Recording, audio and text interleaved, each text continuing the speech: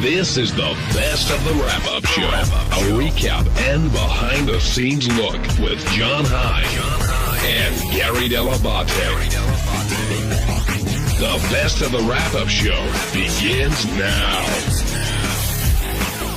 I am Gary 𝗏𝗏𝗏𝗏. And on Monday's wrap-up show, we talked a lot about the block party. There's a lot going on. Is Scott fired? Does Shuli have the right to fire him? Does Ronnie know which way he wants it to go? Does he want Scott on? Does he not want him on? You're going to find out all of that right here.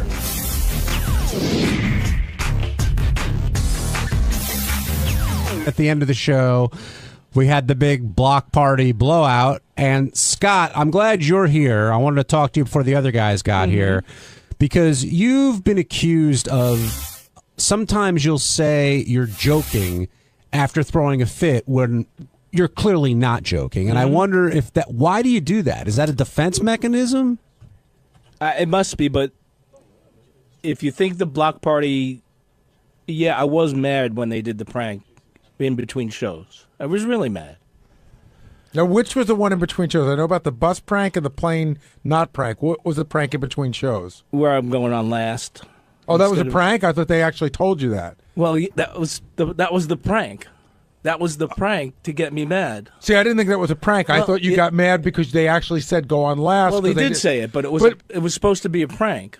So Shuli didn't say it to you because he didn't think you were doing well and he didn't want you. See, that's where I'm confused. No. They had the promoter 𝗻𝗄𝗿𝗍 come in and explain to me that I was going on last.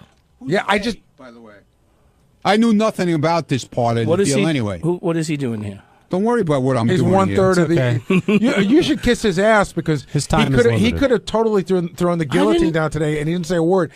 In the sense that he could have said, "I want Scott out." It would have been an end of conversation. If that's what they want, but he didn't. He was sort of.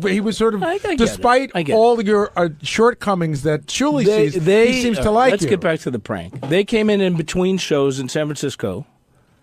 The promoter sat down next to me and he said, "We're going to do this. We're going to have Eli come out. Then Ronnie's going to come out. Then Shuli's going to, whatever the order was. And Scott, you're going to go last." And I'm like, well, that's pretty retarded if you're putting on a show to have me come out last after Shuli.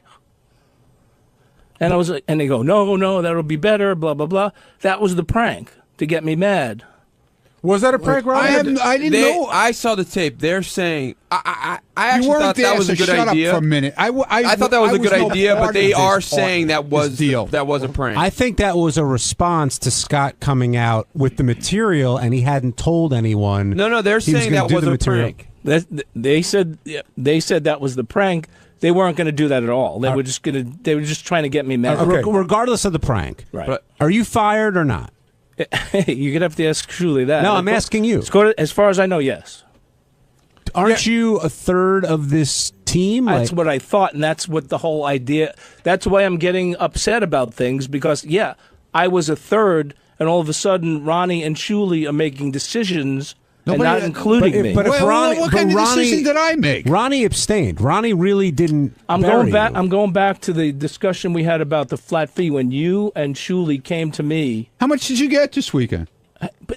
$2,500. Because I didn't agree to that. No, we got $2,600. I actually heard it was 27. No, it wasn't 27. How much did you get, Scott? I don't. It's like I didn't. You know what? I'm not obsessing on the money. The exact amount. You're obsessing on you, dude. It was 26 and change. Let me tell you something. I mean, let me tell you something. You obsess on everything, which you shouldn't do. I'm not. We have a promoter that handles all our shit. I mean, as soon as a date comes in for a gig, okay, he's on a computer. He's looking up airfares. What are you worried about if it's $20 more or $30 less? Dude, just get on the plane, go do your thing, and go home like I do. Mind you, I don't care. Ronnie, that's your... I don't ask to see the breakdown. I don't give a shit. Ronnie, that's your approach, but that's clearly not Scott's Well, I'm approach. sorry. That's the way it should be. I mean, Why don't you I didn't get approach it into that this way? to make a whole fucking deal out of it. Why don't you approach it that way, Scott? I'm anal.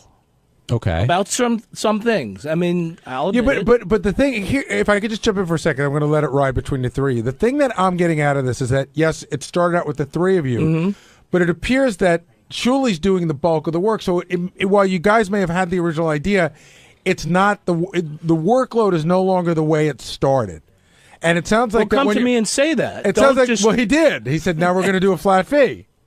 No, he didn't. That's what he said. He didn't say the workload. It was. But it's pretty obvious. Yeah, like what do I got to do? That's. Yeah, but is it wrong for Scott to say, "Wait a second, that's not what we agreed to. I'm not happy with it"? He did, and Julie So said, then take what's- it, then what's and the Julie problem? said, take it or leave it. So, That's it. but can Scott also say to you, "Take it or leave it"? Absolutely, He sure can say it could. all he could- wants, and he can quit. start his own tour tomorrow. Scott made a very strong point. He said, Ronnie and I can get a two-bit comedian and we can do this, which I think was a dig at you. Well, it was, and if I'm such a think? two-bit Because shitty comic, all I why take don't is- you go up after me? Why don't you do your I stand-up can't do it after me? myself. Oh, I'm why not a not? comic.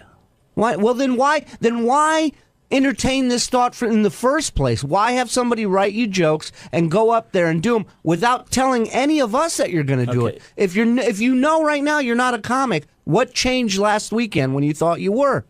I took Howard's advice. But again, you didn't. Okay, you didn't. so- It's not Howard's show, though. What did I do after the first show? What do you mean? I said, if you don't like the comedy, not because I was mad, not because he. And what I tell you, I said it's funny that Ronnie interrupts you in the middle of your jokes. No, Did you I said- not say that? Did I not say Ronnie coming up and ripping up your set list was funny? I said, do you want me to do it or not? Oh, that pissed him off. You don't even know. You how didn't that even. pissed him What that pissed wasn't him it. off, You Ronnie? lost. You lost. You don't know the conversation we had. He had a set list. Hold on, Scott. Julie, you lost. Hold Okay, on. Hold on. Go ahead. He had a thing. I had notes. like an outline of like notes It was that just sitting on the stool. Okay. it was sitting on the stool, and I just walked over during his act, and I ripped it up. That was the second show, not the first show. And we try. I know it's just boring to the audience. And that's when Not- he not got, really. That's when No, he it blew isn't. That's when he blew a fit. no, you're wrong. Okay. Guys, you guys were so wasted the That's whole why weekend. I had to pick up a mic stand You and don't know threaten what to hit you over the head. And this with is my point. Like, you take these little jabs, you're such a prick about it, and it just not a shows that prick. you're not a team player. You throw that paper in front of Howard's face to try and throw me and Ronnie and the rest of the tour under the bus by insinuating that we go out there and promote it with Howard's name. Now, look me in the eyes and tell me we do that. No, you don't do that. Okay, so why the fuck would you pull that paper out and throw it on his desk and go, you see, this is what I do. I pay attention, and this is what I catch. I can answer that Go because ahead. he said it this morning. You guys are not paying attention to the details, and he is. Right. Well, you I'm know trying what? to, You and know they what? won't let me. I'm busy. I was trying to help. That's I'm all. busy trying to get a second and a third mic. I'm busy I'm trying trying to to make help. sure that the comics have shit to eat. I'm busy to make sure that everybody's rooms are, Well, that's are the set. promoter's and I'm job. sorry that I don't have I don't know time. you were doing I'm that. sorry You that didn't tell me you that. see me, Scott. You see me. You see every problem That coming was to the me. promoter's Don't job. you? Wait, the promoter's job was to handle what you just mentioned. Scott, and it Isn't that doesn't- the and it- promoter's job? Absolutely. What's your fucking job? Tell me that. don't have a What's job. your job? The And job when are you that- going to start doing it? I've been doing what I've been supposed to be doing, and according to our agreement in the beginning, I've been doing that all along. Reading between the lines here, Shirley, it seems like Scott is angry with the promoter. I'm not angry. No, Scott's listen. angry at everybody That's but what himself. you just said. Well, you said it on the tape, promoter man. is The not promoter's a- doing his a job. fucking The promoter's asshole. a fucking asshole. I mean, Well, promoters... independent of that. Yeah. Well, You- yeah, he wants to get involved with the pranking of me. I was just Just grow up. just dude. want to make sure that Everybody fucking- none of us are getting ripped off. That's all. You act and like they don't we- believe that. You act But- like we put okay? X-Lax in your You fucking didn't food or asking if we're something. getting ripped off. Scott, so don't say we. Scott, do you think you're getting ripped off? Yes or Of no? course he does. Hold on, let him answer. Do you No. think you're getting ripped off? Yes or no? No, I didn't. Do you but I- think? Do you think that it's being mishandled in a way you're not getting what you deserve? Some things can probably be handled better. That's all. And, Like what? and if it were handled better, Expenses. how much more do you think you're losing out on? Because that's what I'm curious. I understand what you're saying. You're saying we're spending. There's a lot of fat on this. If we trim it down, we could all make a little bit more. How Yeah, much more? How much more do you think you could see a gig if you ran it the way you would run it? Not the way I run it. I don't know how I would run it. I was just trying to point out a couple of things. I don't but want to when you're run asking it. for breakdowns of financial wanna run of it. of the weekend, when you're asking for a financial breakdown of the weekend, that says one of two things: either A, you don't trust the people you work with and you're not happy with what you got, or B, Which wasn't the case. You have to have some sort of plan. If you tell me to my face, I just want to look over some of what we're spending and see if we can tighten it Well, up a if there bit. was a way to save a couple of grand, which there might have been.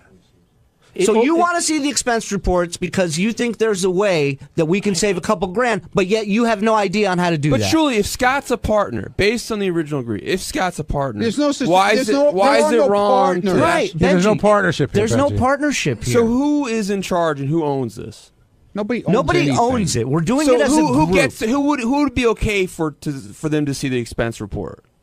Listen, anybody can see it. Ronnie can ask for it But tomorrow. is it Scott wrong can for ask Scott for to it. ask for it? Well, I believe so. Yes. Well, obviously, you Have just you made a seen it? contradictory Have statement. I seen it? Yeah. Yes. Was that wrong for you to see? Did you not trust somebody? No, it's not. I have to see it so I know what we made, so I know what everybody gets paid. Then technically, Shuli's Listen, the one I don't in think charge. there's anything based wrong with on you that. saying to Scott, "Listen, flat fee, take it or leave it." And I but, did. But based on it sounded like on the original thing, you guys had a partnership. But Benji, we It just wasn't told all you there's worked out, no but- partnership here. There's no. Well, when we- had an agreement. Here's what I think had happened. an agreement. Can I just say something? What happened was I think 3 guys got together and said, let's do some shows and see what happens. Let's all go out together. And as in any evolution of any business, somebody has to run it. And so Shuli sort of rose to the top running it, whereas nobody said, Shuli, you're running it. It just sort of naturally happened. And now Ronnie seems to be okay with that, but you don't, Scott.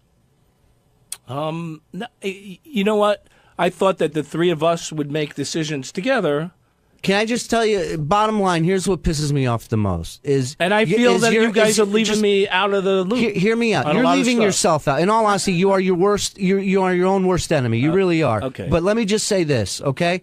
My biggest problem with you is that you can't appreciate for a fucking second what you're getting, and that you get what you get, and you still, in your mind, think there should be more coming to you, and that to me is disgusting. I didn't say it's me. disgusting. I never said me. Not to mention. Again, you're doing this for the sake of I everybody. said us. I Right, didn't say, right. You're never looking said- out for all of us. That's correct.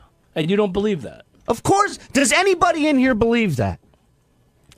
Please, just say something. Anyone, Obviously please. not. Okay. I think Scott's doing it That's for him. called dead air. You know, I think Scott's doing it for himself. Really? And- When did you figure that out? When you step on stage. Something that happens Every after your time you lines on fucking- stage? Every time, yeah, one of my lines. Then come follow me, cocksucker. Come follow me on stage with your fucking jokes that somebody wrote for you. Oh, that he's wow. holding on to the secret on who wrote them. Like I'm gonna go. Like I don't fucking- know who did it. Yeah. I do have one question for you, Scott, because I think it's interesting. When you said you can get any comedian, a 2-bit comedian, I'm going to throw a name out, and I don't think he's 2-bit at all. But say you got Jim Florentine to do this, right? Jim's a phenomenal comedian. Yeah, he's great. Can knock out 45 minutes in his sleep. If you guys go out and you do this, do you think don't you think that part of this lack of harmony in talking about it on the radio is what generates ticket sales? And so if you guys go out and you and Ronnie go out with Jim Florentine and we never hear about anything that happened over the weekend because it's all going great, do you think the ticket sales would still be the same? I think we could do a good job promoting the show. That's correct. So why don't how? you do that? It's not up to me. Shuli clearly It's not doesn't want you to up be a part of this to me. anymore. No, What is if you're fired? You can do You're whatever you want now. fired. You're a free agent. But I didn't say me alone. I said me and Ronnie. I never said me alone can go out without. I never said me alone would be able to do If that. you don't Scott think- at JD's block party. If you don't think the ball busting and the pranking that we've done to each other, not just you, but we've done to Yes. each other, Yes, we everyone's have. gotten a turn here. Yes, we if you have. don't think that shit I got helps more sell than one tickets, turn already. helps sell tickets at the end of the day, then you're out of your fucking mind. Listen, of course it helps. Listen, the only thing, the ball busting, I was. Why are you fine- giving away secrets on the air for? Yeah, really.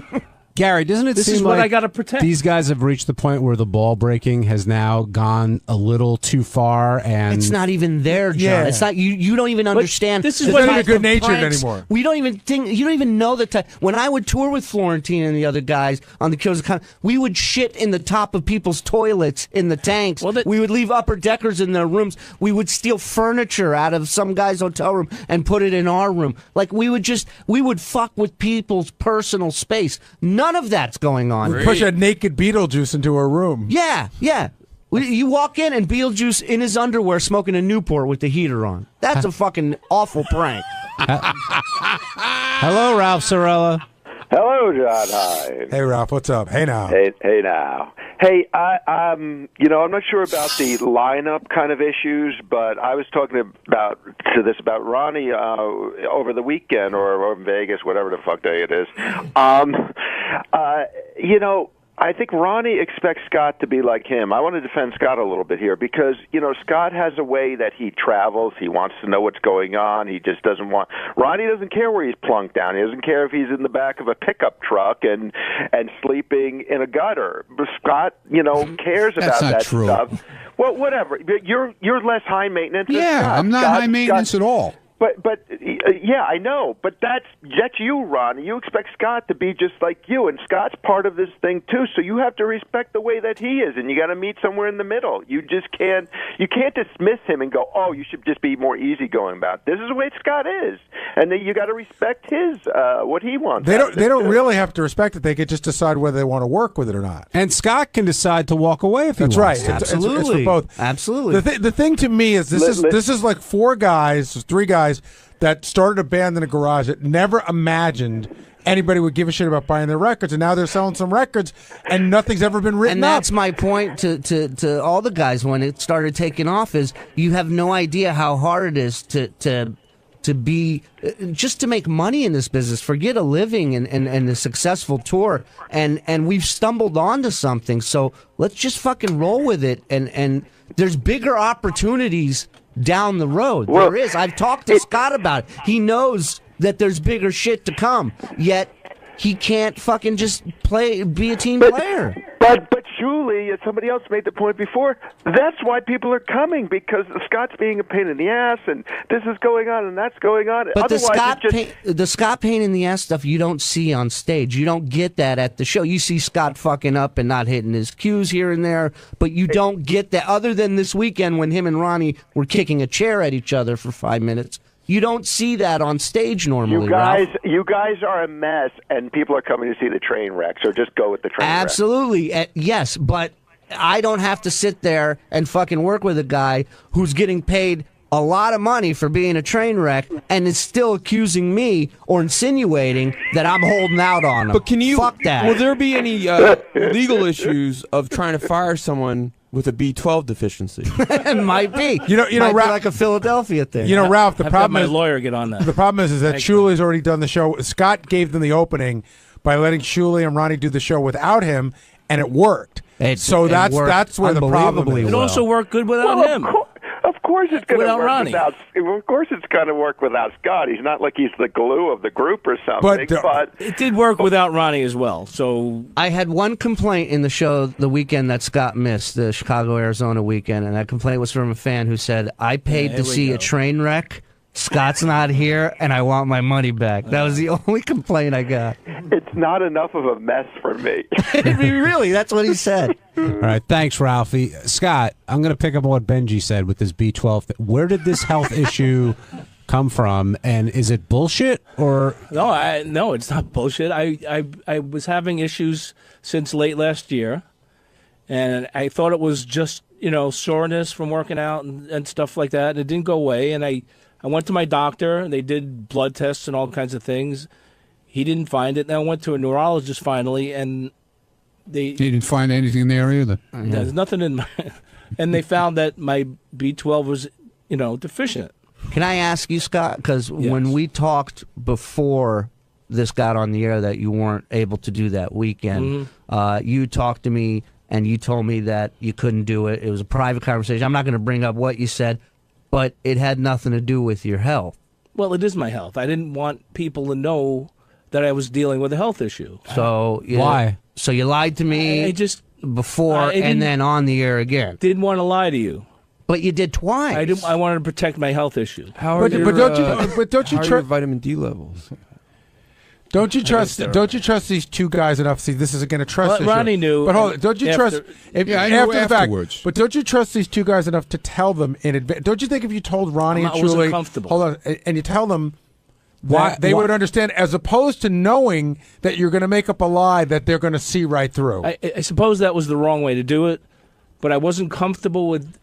What made I'm you just uncomfortable? Not comfortable. I don't know. You maybe were more that's, comfortable with making up a family cousin wedding than know, just well, coming to me aside Do you know how and much going. job place discrimination there is against B12 sufferers? No, seriously, what made you so uncomfortable? I don't know. That's what I am. What do you think? I just didn't want people. It was personal, so I didn't want people. That's how I felt. Okay, you can ask my wife. I mean, I just didn't want anybody. She says, Throw "Tell vitamins them, at me." tell them." I'm like, no, I don't want to tell them. He didn't even tell me. She told me.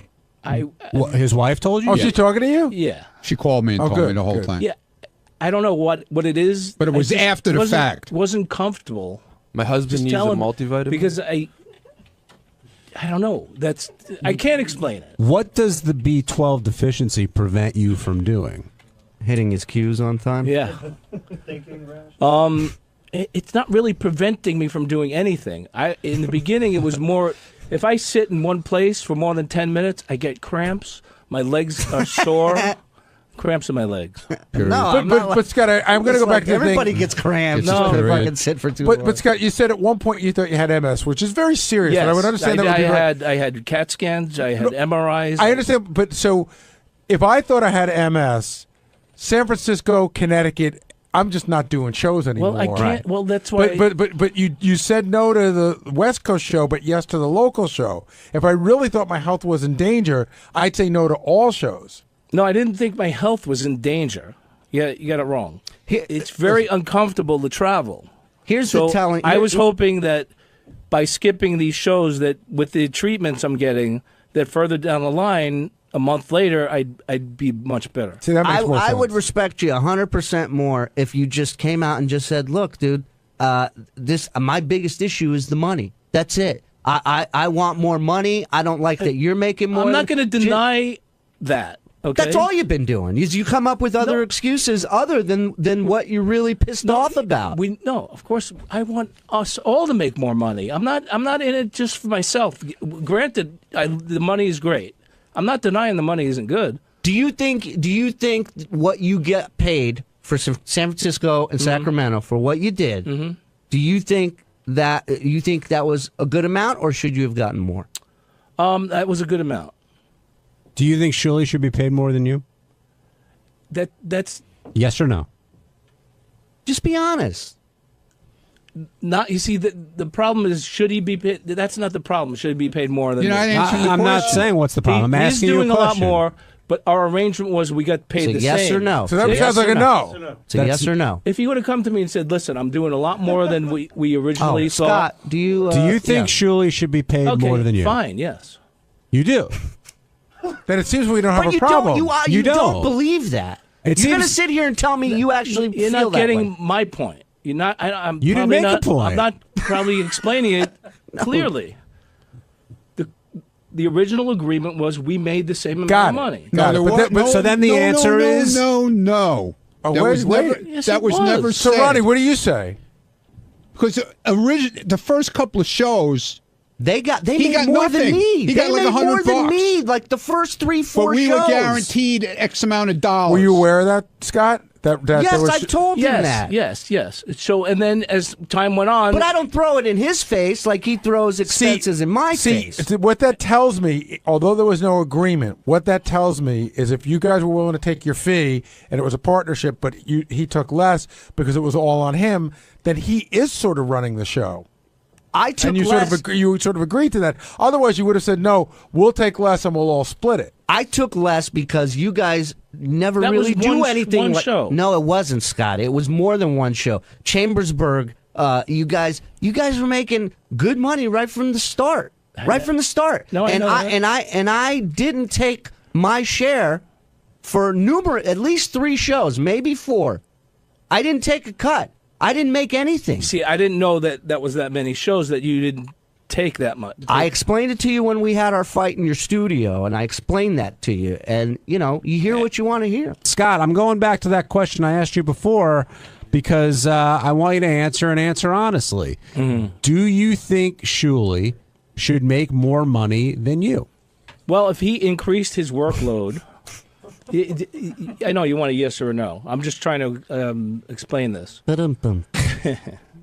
I thought our agreement was that we were all, like when we did Portland and Seattle, we had an agreement to make X amount of dollars, and at the end of the night, whatever was left over, we split. Okay. So why would I think that would change without them telling me that it was going to change? I could throw a guess out for you. I would say that if I saw a guy and I'm not saying that you should know this because it should be verbally spoken, but if you see a guy doing the bulk of the work, well, I thought the promoter, I didn't know he was doing the bulk. What about the hour that I'm on stage? What is that to you? Not on an hour. That's a little exaggeration.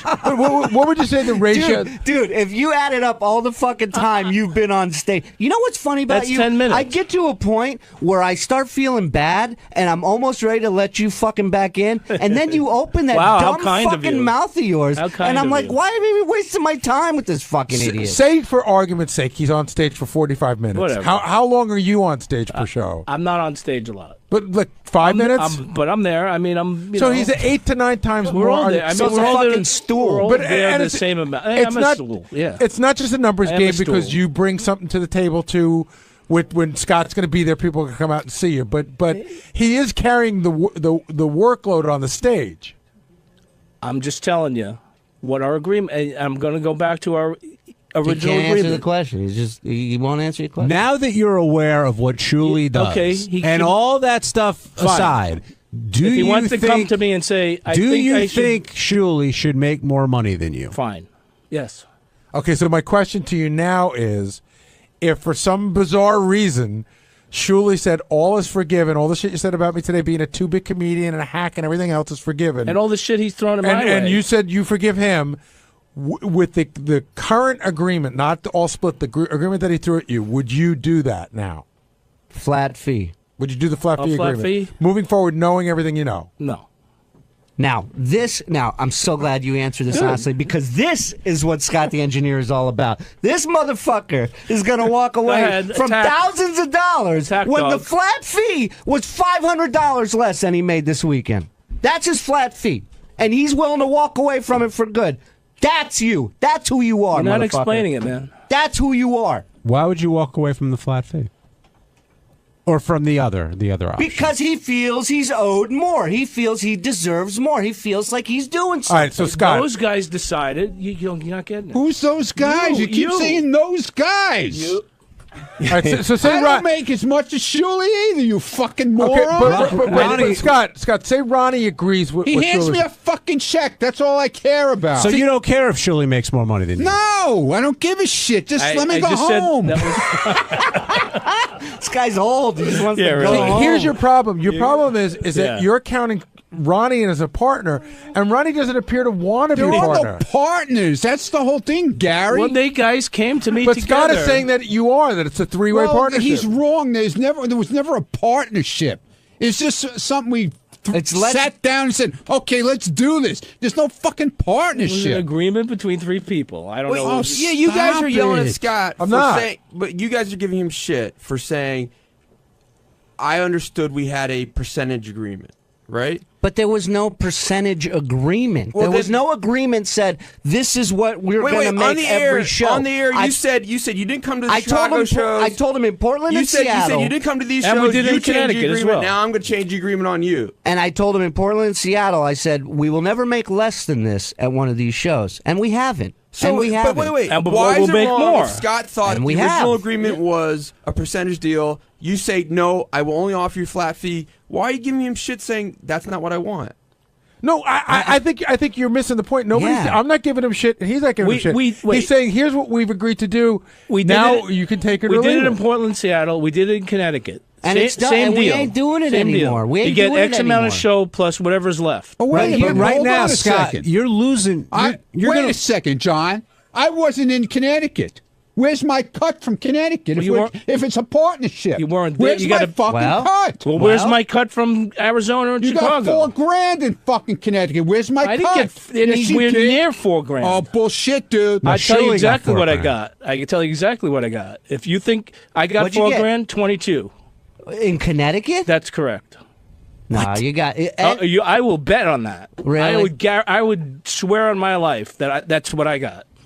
Well, Where's my cut? I want a cut. I know you made wasn't more there. than- I don't give a shit that I wasn't there. My name's on it. It's the fucking Ronnie Munn block party. Where's my fucking cut? It's not up to me. What do you mean? Now it's Why? not up to you. It's a partnership. Where's my cut? We have to all decide on that. What do you mean we all have to decide? That's what. That's three people have to decide. I but- think don't I know think what that to when do. you walked away from the shows, somebody else decided that they could live without you. That's where it gets weird. Well, Shirley, we got to wrap up. Yeah, they Scott, weren't in or happy. out? I missed the Chicago show. Shirley, Scott, in or out? Like I said, I always start feeling bad, and I want to say he's back in, but then he fucking says what he says, and I'm just like, why? Why would I put myself through it? Why do I want to deal with this shit? I want Ronnie happy. If Ronnie wants him in, I don't know. We got to figure this out. I don't know. Tuesday's wrap-up show, Howard talked about the AGT staged fight that we did, that he was upset about, and I went in to talk about it on the wrap-up show, and John Lieberman came in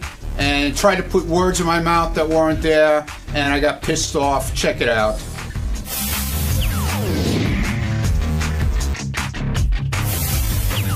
Thanks to Natalie, we got that Vegas story today about Ronnie.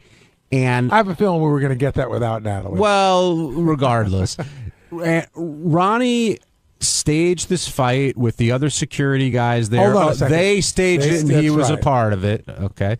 At first, I thought they were going for a Howie Mandel was behind all of this or something, but that didn't happen.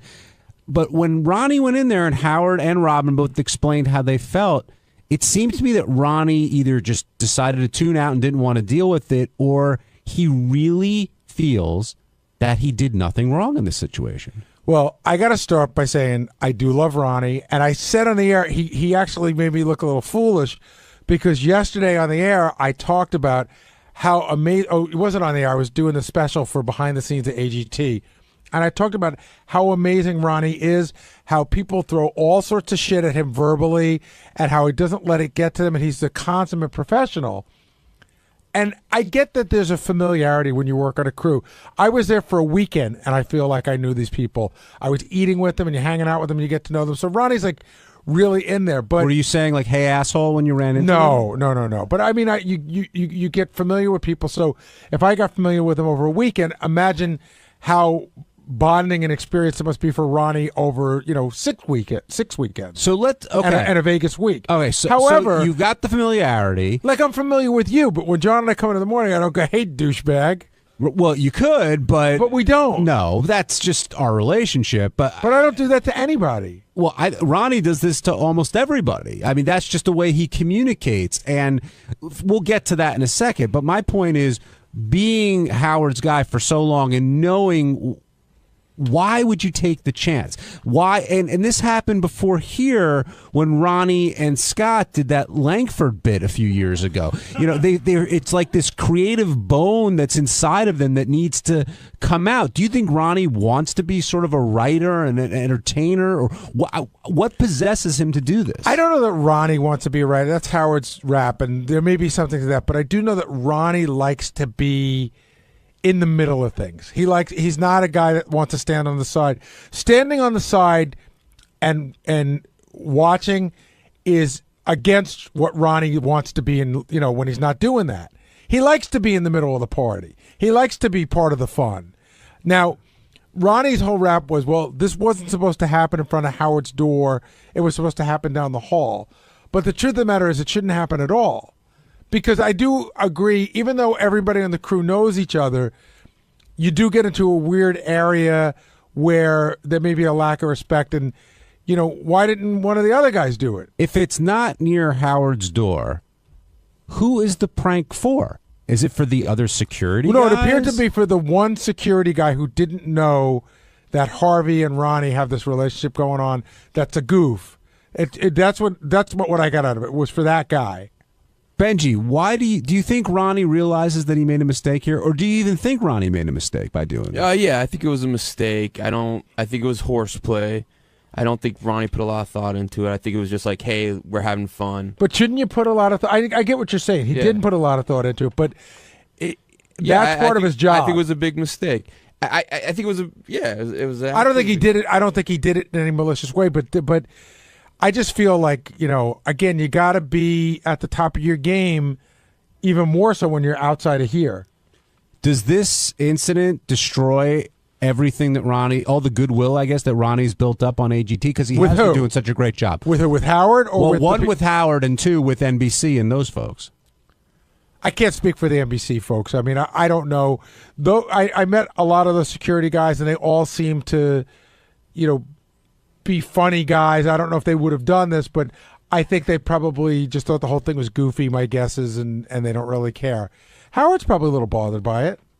Yeah, I think Howard's genuinely angry. He said he was with, I guess, Beth and some other people. His brother-in-law and his sister-in-law. And he was pissed. And but at first he was concerned because he thought something actually may be happening out in the halls.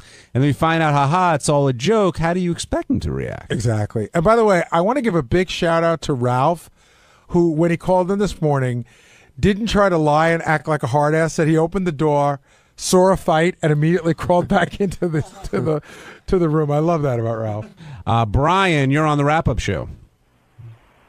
Hey guys, how you doing? First time I've got the chance to speak with you. How you doing today? Good, Brian. Thanks for calling. What's on your mind? Hey, no, I'm very surprised that Ronnie, out of all these times that I've had the chance to listen to you guys here on Sirius, and I didn't get the chance to listen much before that because you weren't here in Indiana, but he just doesn't get it. He needs to stand there and do nothing, dress him up like one of the British guys over there in London that's guarding the palace or something, and just not move his eyes, not say anything, and just do what he's supposed to do, and that's guard Howard. I mean, why would he want to start something outside his dressing room? That's just amazing to me. I can't answer that. I wish Ronnie were here, and he'd probably give you an answer, but I think his answer is, I didn't start anything. It was Harvey's idea. It was a joke. I just agreed to it. Do you think he's sort of seeking attention, or he's just kind of playing around and hanging out with the guys? There's a little of both in there. I know he likes to play around and hang out with the guys, and I think he likes to be in the middle of stuff. Well, the hard-hitting 100 News reporter John Lieberman now enters the studio. He's got a Post-it in his hand, which means he's got breaking news. He's got something on Ronnie, I'm sure. Well, there's a couple things. One, Ronnie went on the record to say, yes, he regrets his actions in this situation. But when I asked him, do you believe you embarrassed Howard, he walked away. He said, fuck you, I'm not answering that. And he walked away. But here's the good behind the scenes, and this shows just how concerned Ronnie was right when the incident happened.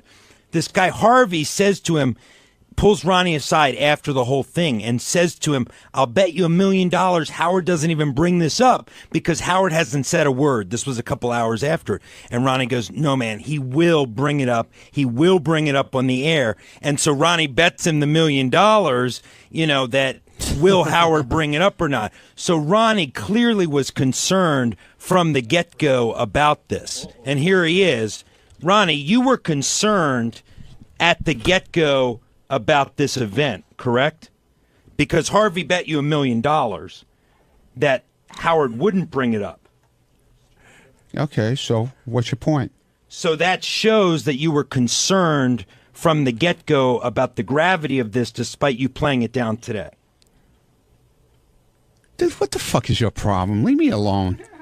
You're always trying to dig something up that's not there, but okay, go ahead. What's your question, John, so I can get out of here, please? John Hein. Thank you, Ronnie. You seem more upset than usual about this stuff. I mean, your balls have been broken God knows how many times, and this one seems to have gotten to you for some reason. I don't know. I guess it did. Okay. Well, do you feel, Ronnie, in this situation that you didn't do anything wrong, yet Howard's making a big deal out of it, or do you feel like you did do something wrong?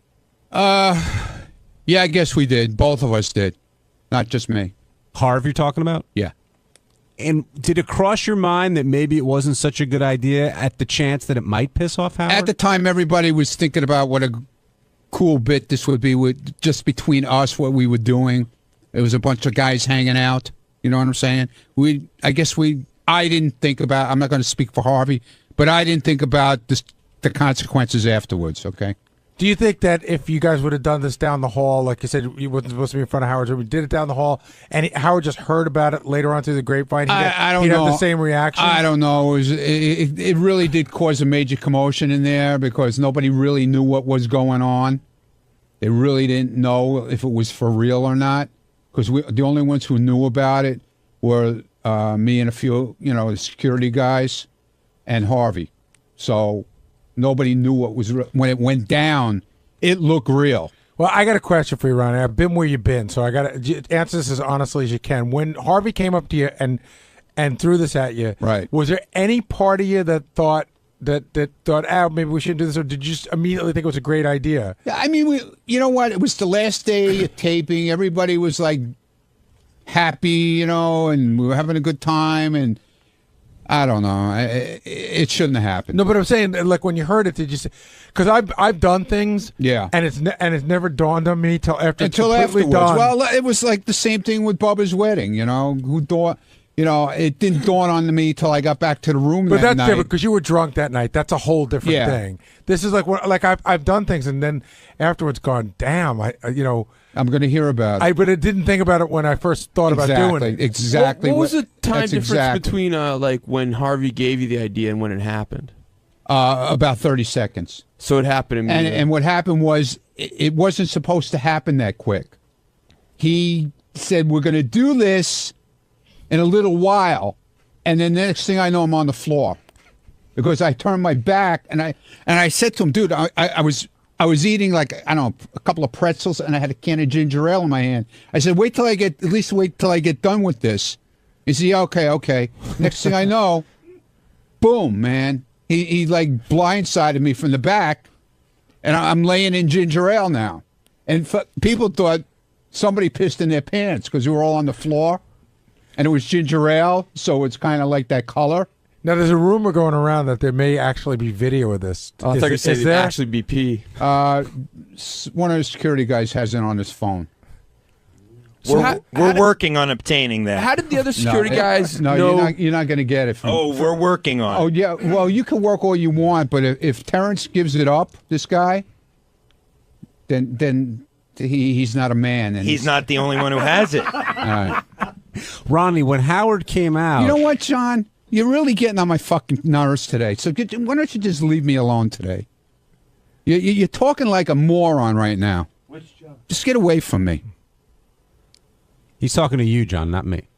Yeah, I know. I don't know how is today different than other days? I'm asking you questions. You got that fucking edge in your voice today. It's like, I can't wait to fucking fuck this guy in his ass by getting that video.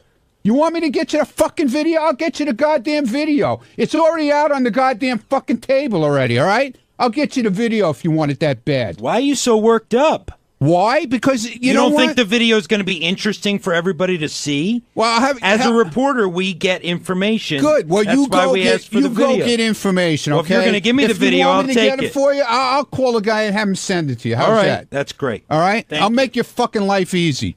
Thank you. To throw me under the fucking bus. Go ahead. How did I throw you under the bus? Howard brought it up. No, nobody was going to release the video because you think you're going to be Mr. Hot Shit reporter and get it.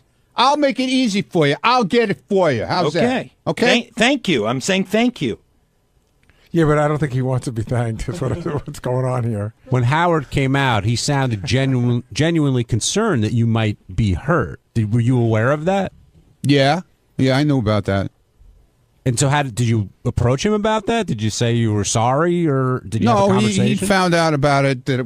He found out it quick enough that it was a joke thing. So.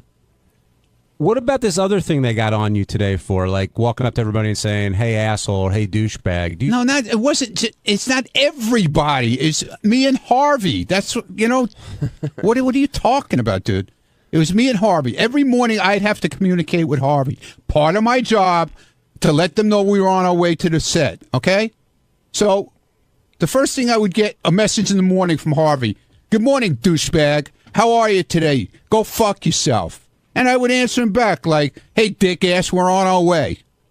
So you would say that Harvey's the one who started the goofing around and calling each other asshole douchebags. Yeah, exactly. But I'm saying it was a mutual thing. We got along really good. So this kid Harvey's getting you into trouble. It's not a kid. This is a man. This is a man who runs the whole stage production. He's a man. So do you talk to people that way that you're close to, almost like as an affectionate term? We goof around, man. We would goof all the guys. We were goofing around. Does Ronnie seem more upset than usual about this stuff to you? No, because we were goofing around. You're in a hallway for 8-10 hours a day. I mean, you know, standing against the wall like a statue. Okay, fine, it's no problem. But when you're at a bunch of people doing the same thing, you know, you talk, you goof around, you joke around. I don't see anything wrong with that. But okay. Sounds like Ronnie was bored in Vegas. No, I wasn't. I wasn't bored. I wasn't bored. This wasn't only Vegas. This was through the whole thing. By the way, when you said Ronnie looks more angry today, it was really interesting because you can't see it visually, but Ronnie walks in, and Lieberman said something, and Ronnie looked him up and down. His eyes just said, "You're a piece of shit." Yeah, you know that. No, I'm not saying he's a piece of shit, but you know he makes like he's gonna some big deal out of this. It's already out on the table. I was gonna say it's already out. It's out on the table already, John. I don't know. You want the video? I'll get you the fucking video. Actually, be my guest. TV wanted the video. Yeah, well, TV wants everything. They should be there covering this shit if they want it. Ronnie, did you think Robin was getting on you today? Robin gets on me all the time. That's nothing new. That doesn't bother me. It's think nothing new? Did you think Robin was sort of piping in here, Gary? Well, I thought she was a little emasculating. Well, she always is to me. So it's nothing new. Well, I thought you were supposed to stop doing that. Well, yeah, not in my case. It hasn't stopped, believe me. Will you bring this up with Howard later in the day, or is it water under the bridge? I'm going to bring it up. If he brings it up, that's another story, you know? Is there any concern about anyone? He's never said... See, that's what I told Harvey. He says to me, Howard never said a word about it. It's never going to be talked about. But I said, that's why I said to him, you're going to owe me $1 million. Because if it doesn't come up Monday, if it doesn't come up Tuesday, it's going to come up. No, he hasn't even said a word to me about it. He would have said something to me if he was mad. He wouldn't say nothing. He didn't say shit to me. I said, you'll see, Harvey. You'll see. And I'm going to take the hit for the whole thing because you're back in L.A. and I'm here in New York. On Wednesday's wrap-up show, all the talk was about Ronnie and Richard. Richard being willing to blow Ronnie for $1 million and Ronnie having to finish. Ronnie and Richard are undeterred. They are very, I don't know if I'm going to say excited about it, but they're certainly not nervous. And everybody weighed in because they both believe that this isn't a gay act. Watch what happens.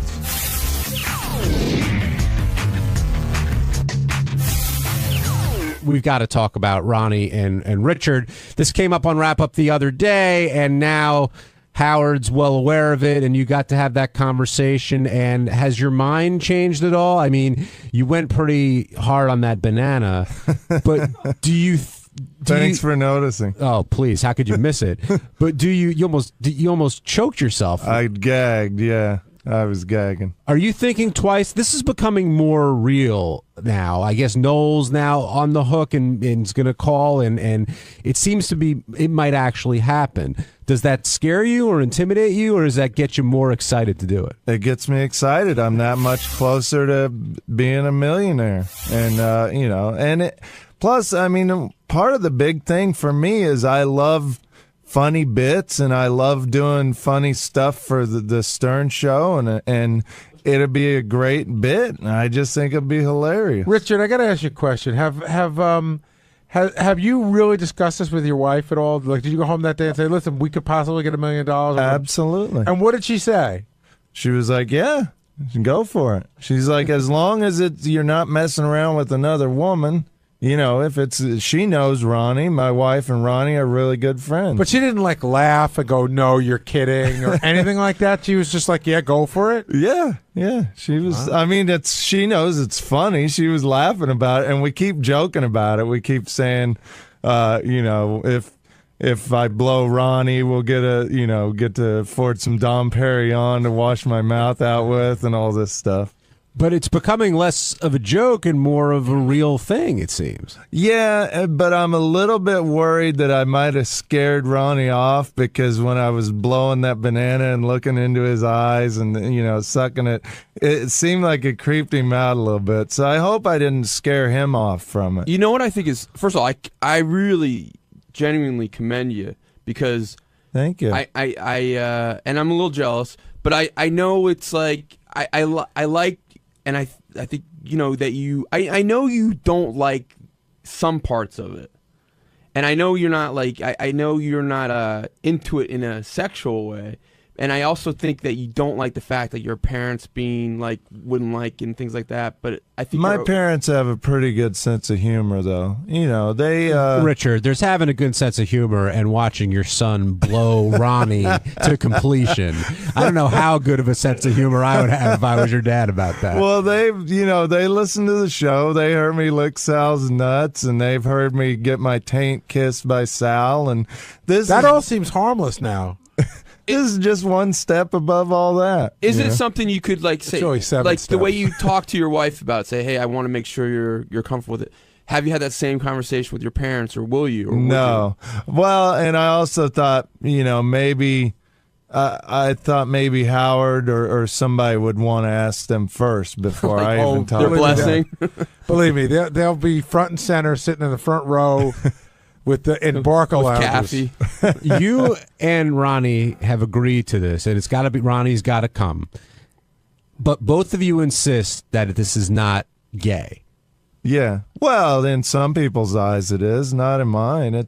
To me it's funny, and it's an easy way to get $1 million. Regardless of it being funny or not, because I think it would be a great bit. How can it not be? How do you not consider it a gay act? I don't understand that. Because I'm not doing it for sexual reasons. I'm not turned on by Ronnie. I'm not going to be turned on by his penis. Okay, so hold on a second. How do you know that? Hold on a second. So I'm pretty sure I won't. If another girl fingered a girl, say it's your wife, and got her off, but it was for goofing around. It wasn't for sexual reasons. Women on women is not goofing around. I don't think. Why? It's all. It's not as funny to me. I mean, guy on guy stuff to me. I don't know why, and I'm not homophobic. I think this proves how un-homophobic I am. Oh, I agree. I think it's funny. But how can you say it's not sexual when a man is going to ejaculate in your mouth? In a condom. It's maybe sexual for Ronnie, but not for me. See, Ronnie thinks it's not because he's laying back, closing his eyes and getting blown, and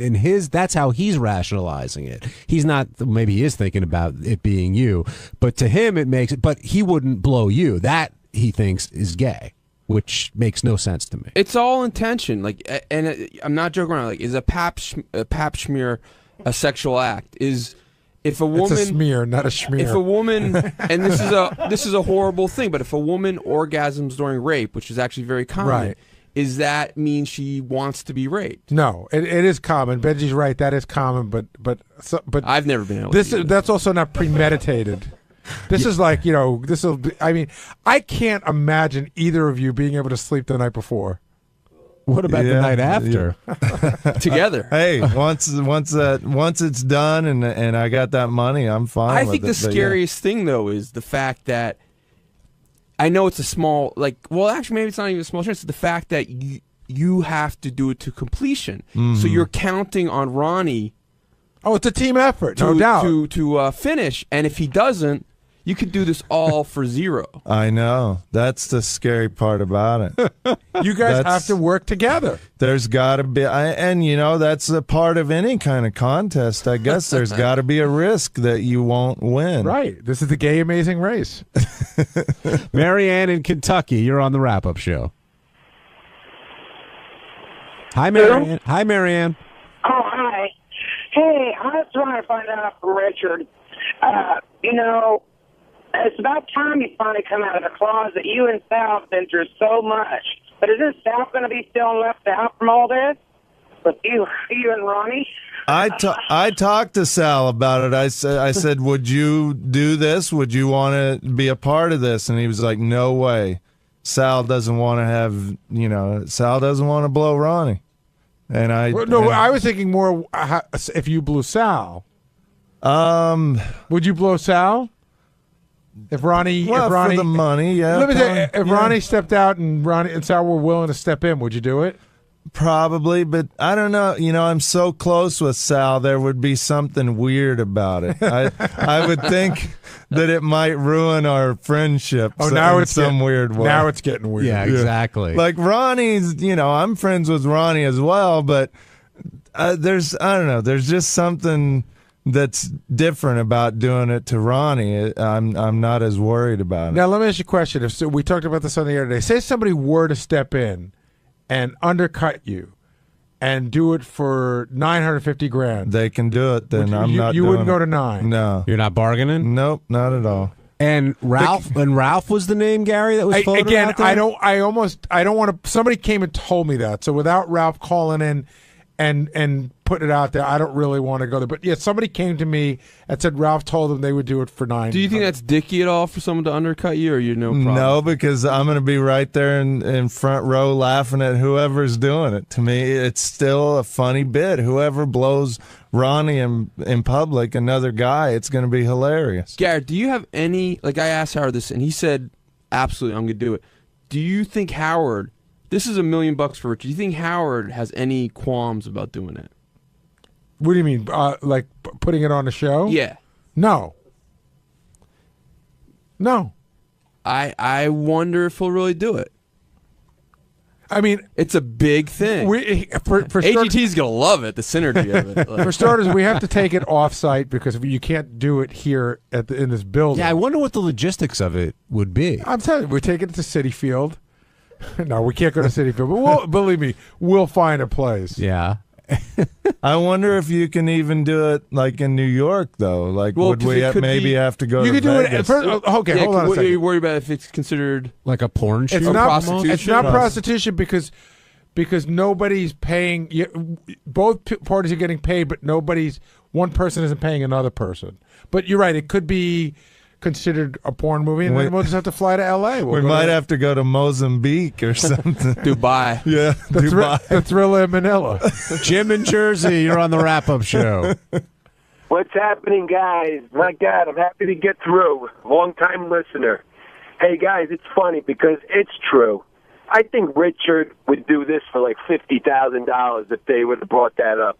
Now it's $1 million. This is something he wants to do, I think. I don't know. If anybody underbids me, they can have it. I told Sal earlier, I'm like, this is a win-win for me because if it doesn't happen, then I don't have to blow Ronnie, which is great. If it does happen, unfortunately, I have to blow Ronnie, but I get $1 million. No, you really don't. The loss is if you blow Ronnie and he doesn't come. That's the really scary part. And by the way, even with the money on the table, you don't really have to blow Ronnie. You choose to blow Ronnie for the money. There's a big difference. Would there be any if I see $1 million, I have to do it. If Richard came first, would he still get the money?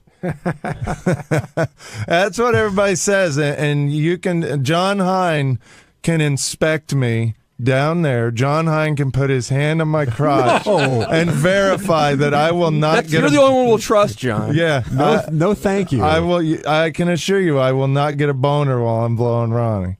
How can you assure us? Yeah, how do you know? Because I'm not gay. I know that I'm not. Haven't. But you said you haven't done this before, so you can't know that. You may get turned on. I know that. Trust me, I've watched enough gay porn with JD pulling clips that I know it doesn't turn me on. But I've never gotten a boner watching. There's gay a porn. difference between watching a clip and you physically doing it, though. What would happen? What would happen if you have this dick in your mouth and you start to feel feelings you've never felt before, and you do sort of get a semi? I guess then I have to have a deep conversation with myself and your wife. Yeah, you know, one interesting thing I think neither would switch places. I asked them both. That's right. They both are in the Ronnie will only receive and Richard will only give. Wait. You think that it's gay to get the blowjob? No, not that it's gay. I just don't think I could get a boner and jizz from Ronnie blowing. What if it were Sal? What if you switched it now? Sal no guy. in? I don't think no guy could blow What me if the lead singer of White Lion stepped in?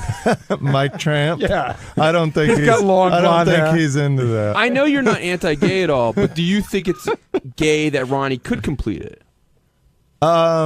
No, because I know Ronnie will be thinking about women. He'll, like he said, he'll have his eyes closed. Well, I think that we have to, with the rules during the Scott thing, he has to.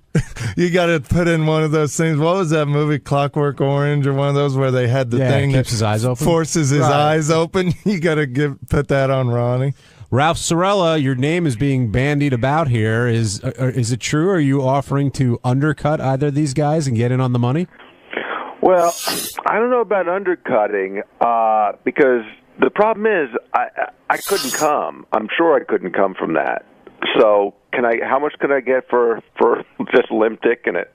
Nothing. You want to be the opening act or something? But for $1 million, you could blow Richard and then or blow. No, I'm not. No. Richard can blow me. Yeah, but if you can't come, I'd rather not blow Ralph. So Ralph, do you see it? Well, that's what makes it interesting now. Do you see? You seem happy to blow Ronnie.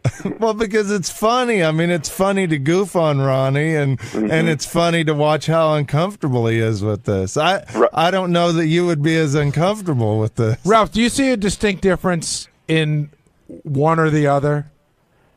What do you mean? Giving or receiving? Right.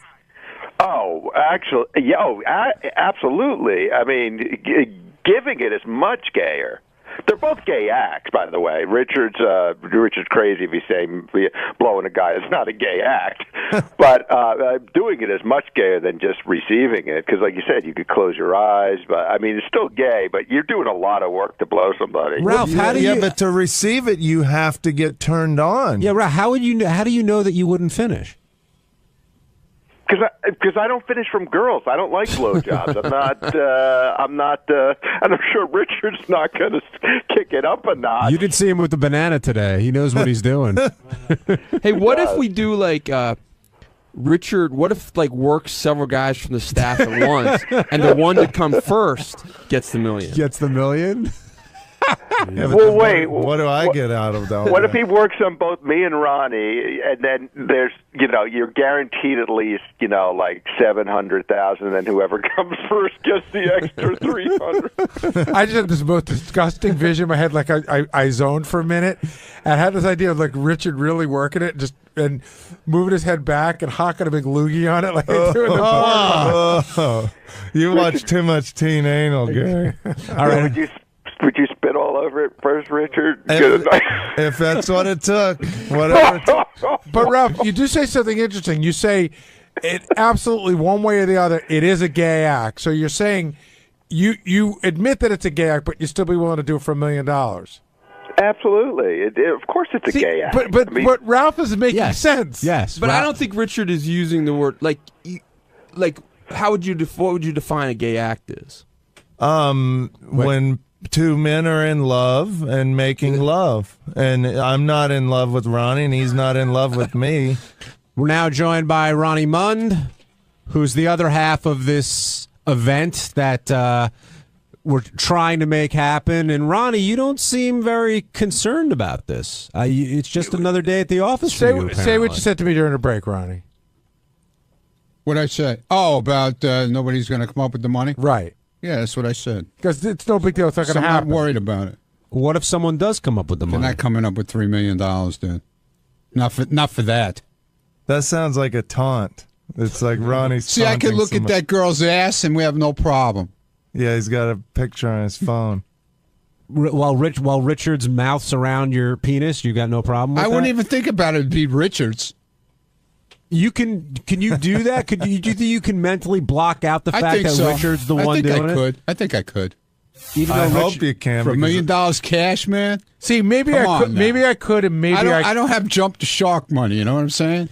I know what you're saying. He didn't blow a TV guide. Maybe I could, and maybe I couldn't. All right. So say I could get into maybe I get some drinks and I get into a zone where I imagine it, something else, and say I could do that.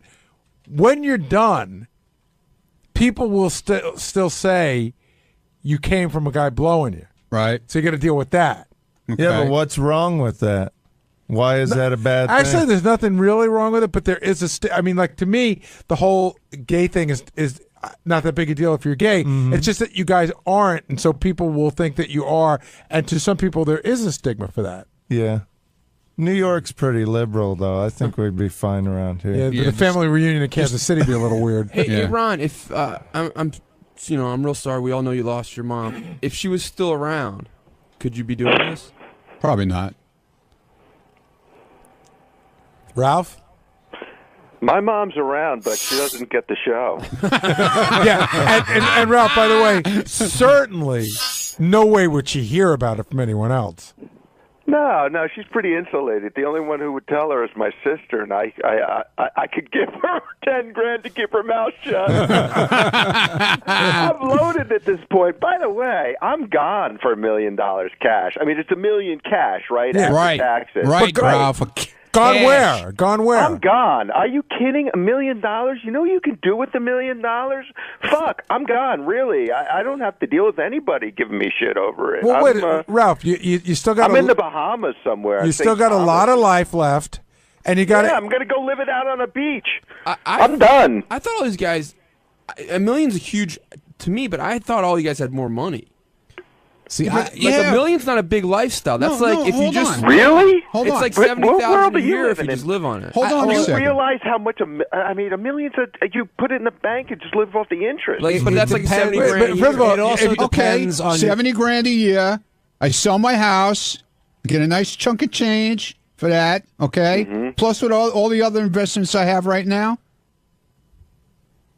No, I don't think there's anything wrong. I respect $1 million, but I Ronnie, thought you guys had more. It depends also on the lifestyle you lead and where you want to live. In New York, $1 million, it's a lot of money, but it doesn't solve everything depending upon how you use it. Like Ralph's saying, if he wants to sell his place and go move to wherever and live a different kind of life, yeah, it's possible, but I don't know if everybody's willing to do that. And Ronnie's got a secret weapon he's not talking about. What's that? He can start collecting Social Security as well.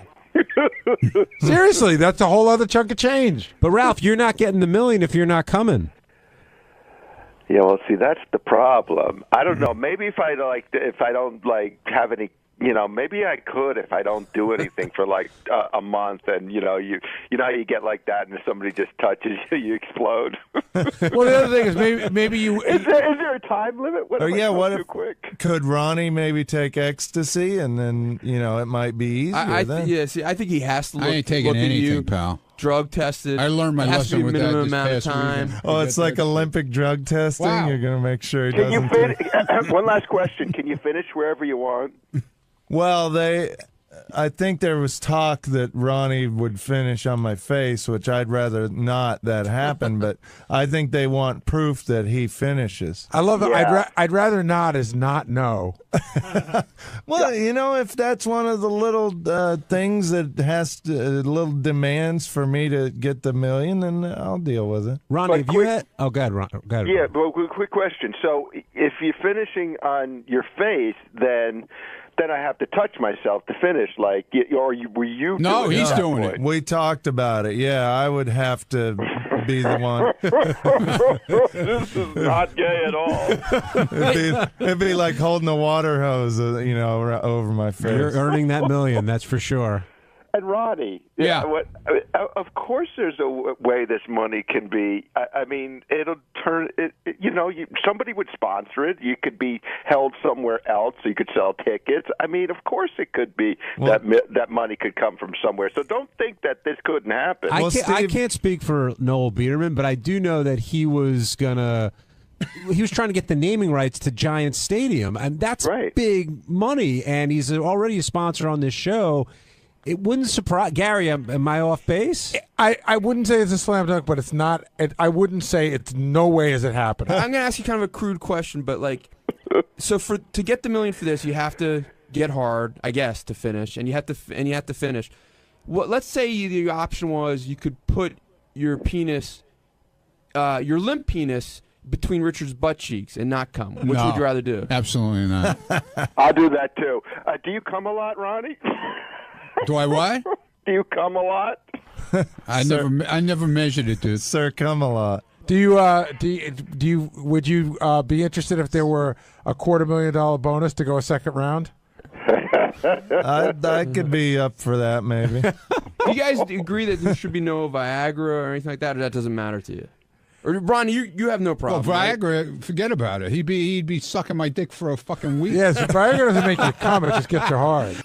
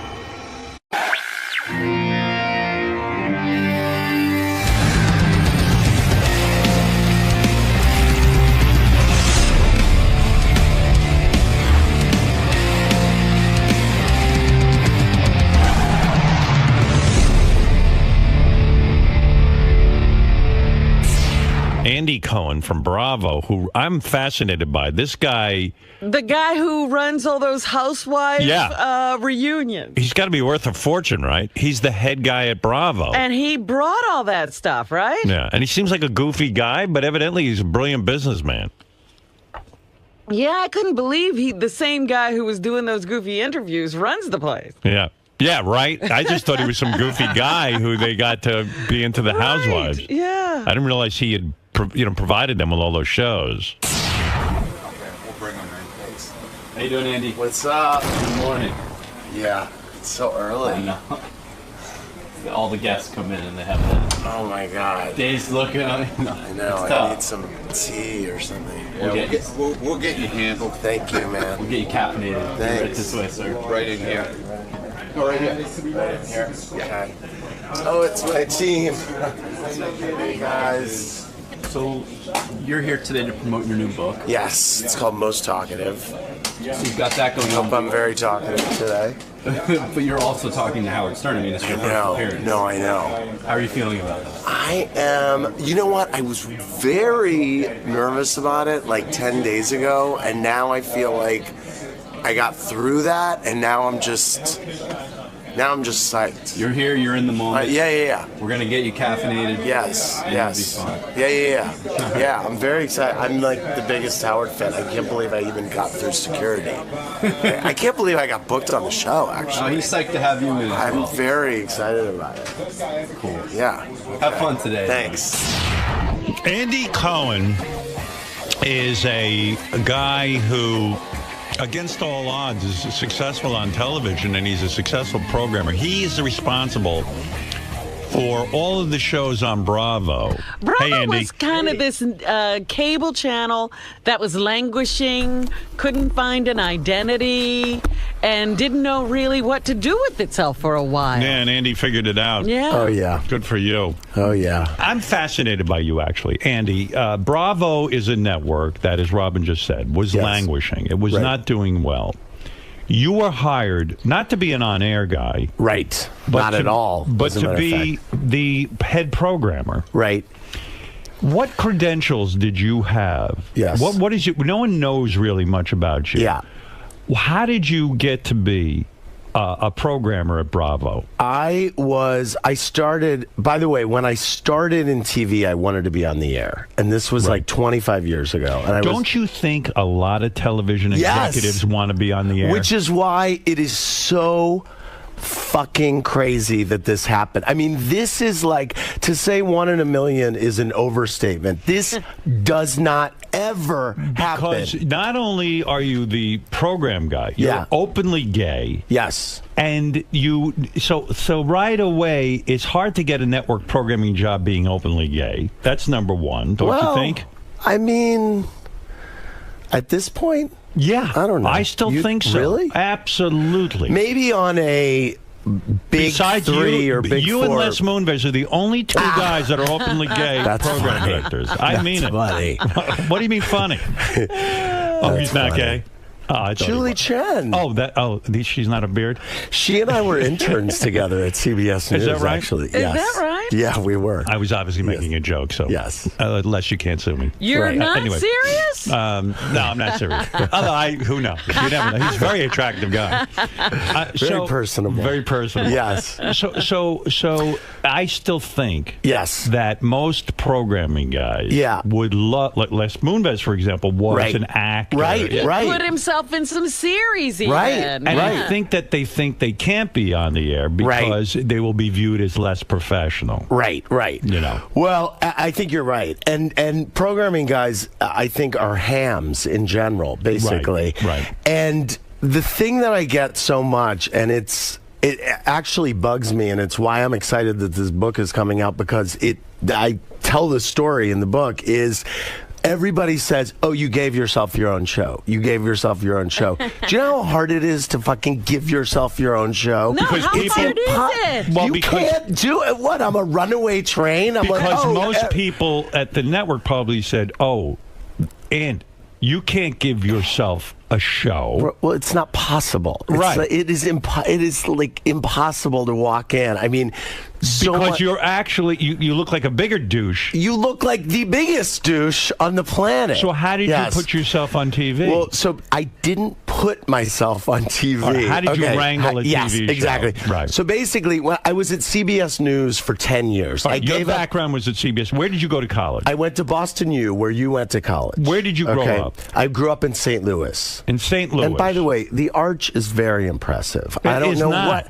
Dude, it's a sculpture. It's like a 60-story sculpture. I don't know. It's sort of like in the middle of nowhere, you know? Well, it's like, all right. Well, the placement, it would be hard to place it somewhere and it's else. surrounded by like warehouse buildings. Yeah, well, all right. The whole surrounding thing was just area. Weird, that's all. Yes, no, it is weird. Everyone was all insulted. What did you say it was? It's a sculpture. No. But is it impressive? It is so impressive. It is? Yes. All right, it don't get actually off track. Okay, I'm sorry. All right, you From grew up St. in Louis. St. Louis. Grew up in St. Louis. Where in St. Louis? In the suburbs. All right, in the suburbs. Jews. Were you a popular kid?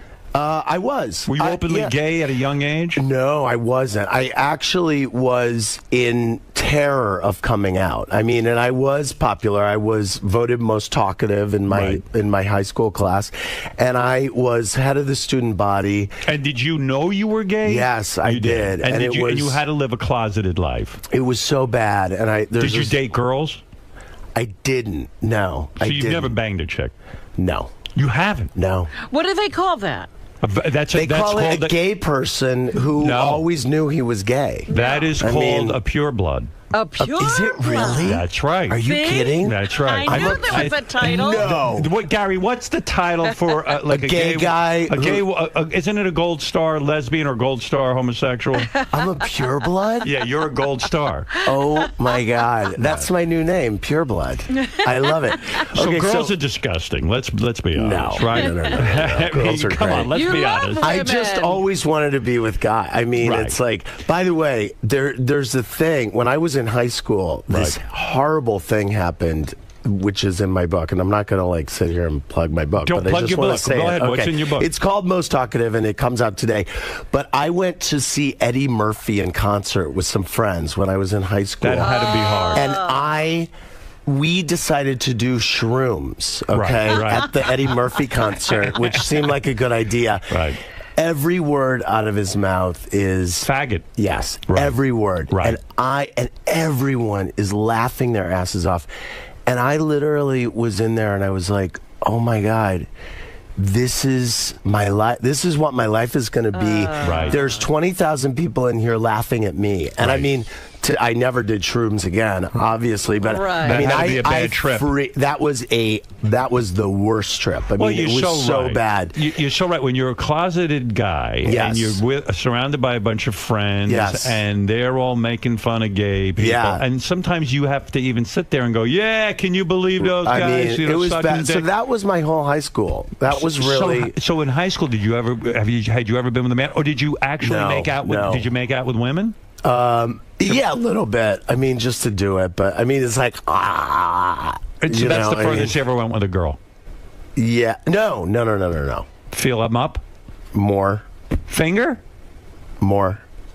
You ate out a girl? Yeah. And she blew you? Just the first. You just ate her out? Yeah. Why didn't she blow you? It just is what happened. I mean, I'm a pure blood. How bad was it? Yeah, you are. You're a pure blood. I'm a pure blood. That's right. Yes.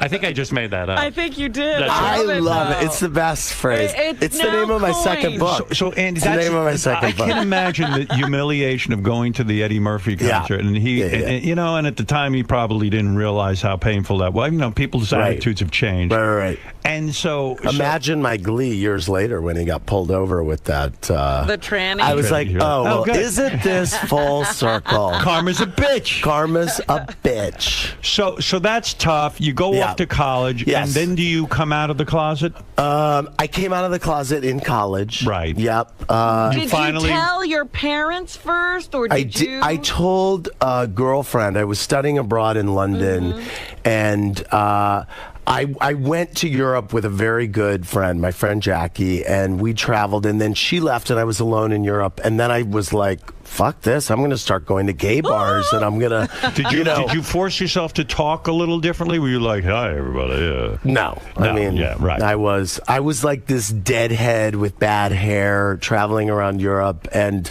I started going to gay bars, and I was like, this is awesome. This is great. And so by the time I got to London to study abroad, I was like, there's no way I'm going to be able to stay in the closet. Like, this is what it is. I can't rein it in. By the way, I'm thinking about this, what a true blood you really are. I mean, you ate a girl out and didn't get a BJ in return. That's a true blood. I mean, that's really, that's awesome. True blood. You really are. Oh, my God. So you finally are with a man in college. Yeah. In high school, you'd never been No, with a man. no. You probably fantasized. You probably watched some gay porn, blah, blah, blah, blah, blah. Not a lot of gay porn coming in through St. Louis. No, at the time. It's not the gateway. The arch doesn't represent the gateway for gay porn? Yes, it does. It's the gateway to gay porn. Right. Actually, my mom found some gay porn magazines under my bed. Oh. You know, what she was doing under my bed, you know, when So I she was... had to know. So she knew, but she did not want to know. And were they upset when you came out to them? No, they were so cool. My mom was so great. She said, first of all, I probably would have hated your wife anyway. Which is great. True. She probably would have. Of course. Second of all, she said, I was as worried that you were going to grow up to be an airhead as I was that you were going to grow up to be gay. That's fantastic. So, Right. yeah, so she's great. And my dad said, I love you. He said, I'm your dad, and I love you no matter what you are, which is amazing. Don't you wish more parents could be like yes, that? I mean, did it you was probably amazing. say to yourself, why didn't I do this years ago? No, there was a reason. But then he went. There was a reason. Then he went through a cavalcade of all the reasons. He said, well, what if Jeannie walked in here right now naked? Would you get turned on? And he went through like all my... I'm like, well, if Jeannie walked in, literally, it turned into I this... dream of Barbara Eden. Oh, not Barbara Eden. My friend Jeannie Messing. If she walked in here naked...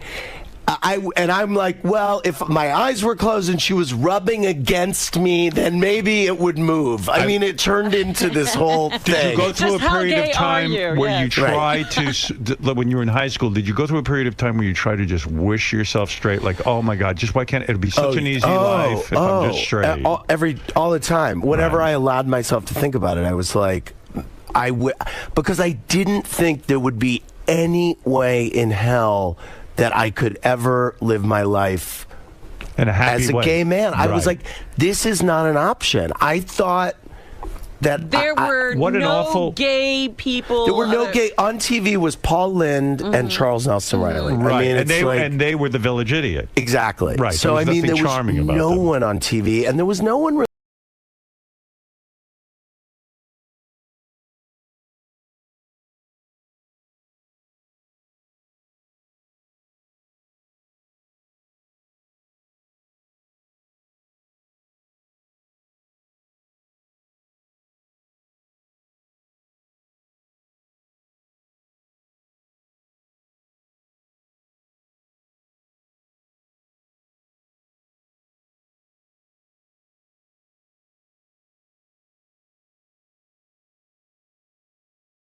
really in St. Louis that I would see, that I would think, okay, I can be like that. St. Louis, too, that's a conservative place. And it is, but there's a lot of liberal people in the burr. I mean, it is conservative. Do you think things are changing? Is it getting easier for kids to come out of the closet? I think it's always hard for people to come out of the closet, but I think that the visibility is way higher now. I mean, there are a lot more gay people everywhere and on TV, and you seem like Obama's getting ready. He's floating a few balloons to endorse gay marriage. I hope he is. What did you think of the campaign, though, with all of this talk about gay marriage and Rick Santorum and Michelle Bachmann? It was so outrageous, fucking hateful, and I just felt like am I the only person on the planet? And I get in trouble. Well, Michelle Bachmann's a cunt. No, but right? Rick, Am I look right? how far Rick Santorum. Say Michelle. So what you think about Michelle Bachmann? I think she's just an idiot. I Right, mean, right. so I just wanted to get you to use the C word. Thank you, because you're an executive. But the funny thing is, I try to stay away from politics on my show, but I draw the line at anyone who is hateful towards gay people. You So know I'm like, what's- Rick Santorum, and then these people go crazy at me. I'm like, you guys, he hates me. What am I supposed to do? right. Like, he hates who I am. You know what's interesting about you? Most guys who are in a position like you are, which is a head of a network, Yes. you're head of the Bravo network. Most guys who are the head of a network, like Warren Littlefield just came out with a book. Right, He was right. the head of NBC for a Yes. while. But these guys all wait until they're out of office, so to speak, and Right. then they write their memoirs, I know, and then they, I know. and then they reveal Then they say everything. what they truly feel. Right. Yeah. I like that you wrote a book while you're a network executive. Well, it comes out today, and I'll tell you tomorrow if this Are there is things paying in it? off or not. Are there things in it like you're in charge of that whole Housewives Yeah. franchise? Are there things that you say in it that are going to get you in trouble as an executive? Well, that was the Housewives stuff I saved until the very end to write because it was what I was the most scared about to write because I want to give people who love the Housewives and who know me from the Housewives dish, and I want them to feel like they got something out of it. And I do work with these women, and Well, give me some dish right now. I want to know something. I am a fan of the Beverly Hills Yes, you are. Housewives. I Yes. feel that show more than all the other Housewives franchises. I haven't watched all of them. Right. But I love that show. That was the one that Beth got you into, right? Yes. The casting is fantastic. Yes. And I thought that Camille Grammer, Yes. the first season she did it, she was fantastic. Yes. She was a lightning rod. I loved She was your letting- interview with her. She was she Yeah, was it was letting great. it all hang out. Yes. The second season, yes, she became like a diplomat. Right. She clammed up. She stopped talking. She stopped giving outrageous opinions. Right. Did you have to fire her? Tell the truth. No, she's not fired, first of all. I mean, I believe Camille Grammer will appear this season on But she's not Beverly a cast Hills. member anymore. She will appear. I think that there were... What happened is season 1 happened, and I talked in my book about this a little bit, and she, the first night that Beverly Hills premiered, they were all on my show, and I said to them, look, I gave them my speech, which is what I give them when it starts, which I just told the new New York Housewives, which is, toughen up. You are putting your lives out there in a way that is totally unique. This has replaced the soap opera in a weird way.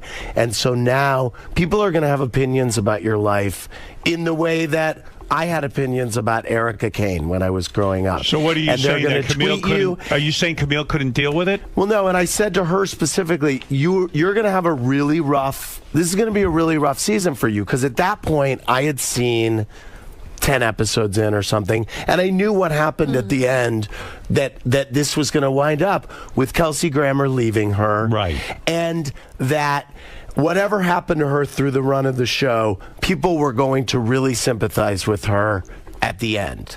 People were going to really sympathize. But they So I didn't. said, it's going to come around for you. They did. By No, the they time didn't. the reunion happened, by the time, I know, I'm like... She claims the way you guys said it made her look like a jerk. I don't believe that. You I say don't what think you say in front of a That's right. camera, and then it airs.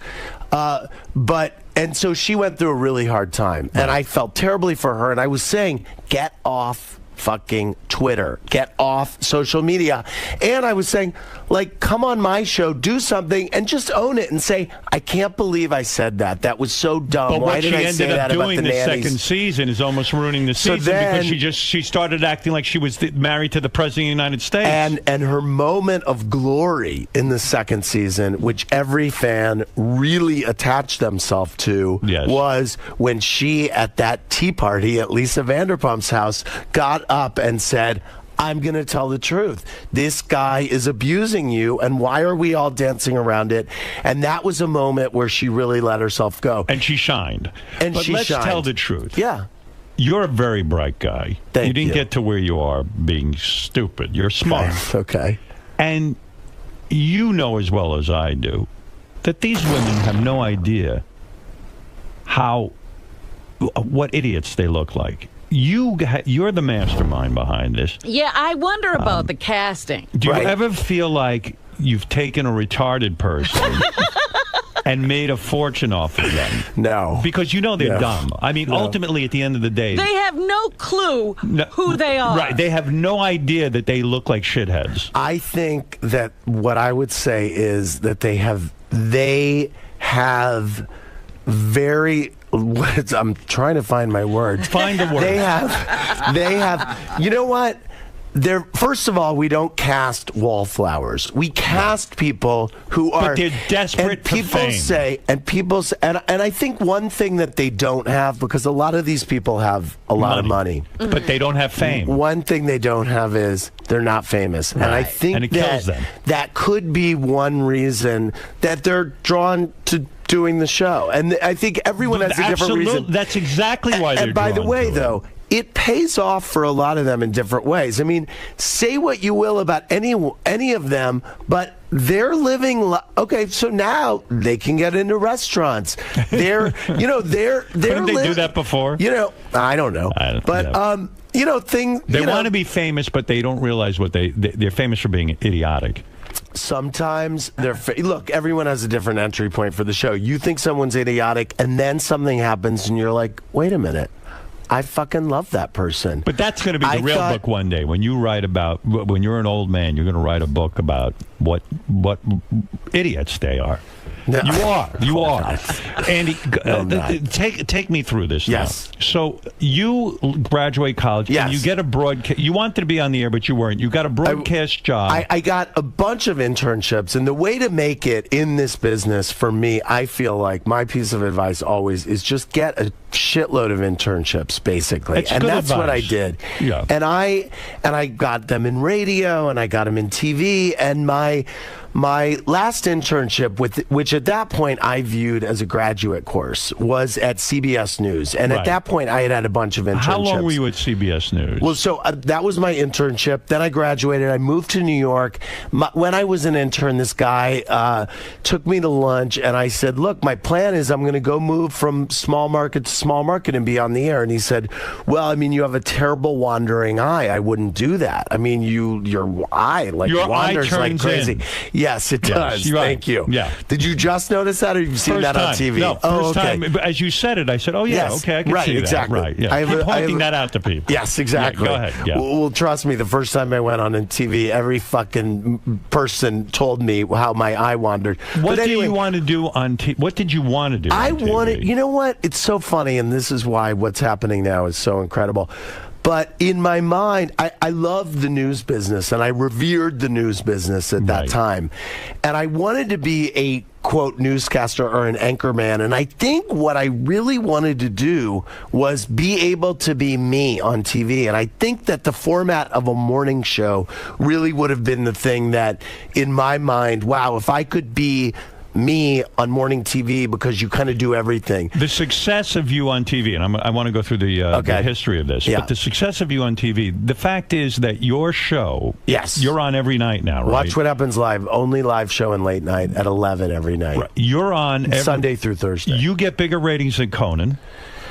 Sometimes. You get bigger ratings than most of the cable shows, talk shows at night, right? We're doing really well at 11. Yeah. Which is phenomenal. We're doing great. Yeah. Yeah. And it's like a mix between Wayne's World and Playboy After Dark, the show I'm doing. I mean, it's like, and Robin Bird. And I mean, you're it's really like, competing. I broadcast out of a closet, you're basically. You're competing in an arena of mostly straight white guys. Yeah. And the gay guys kicking their ass. Well, does that feel good? The True Blood. Yes, the true blood. The True Blood.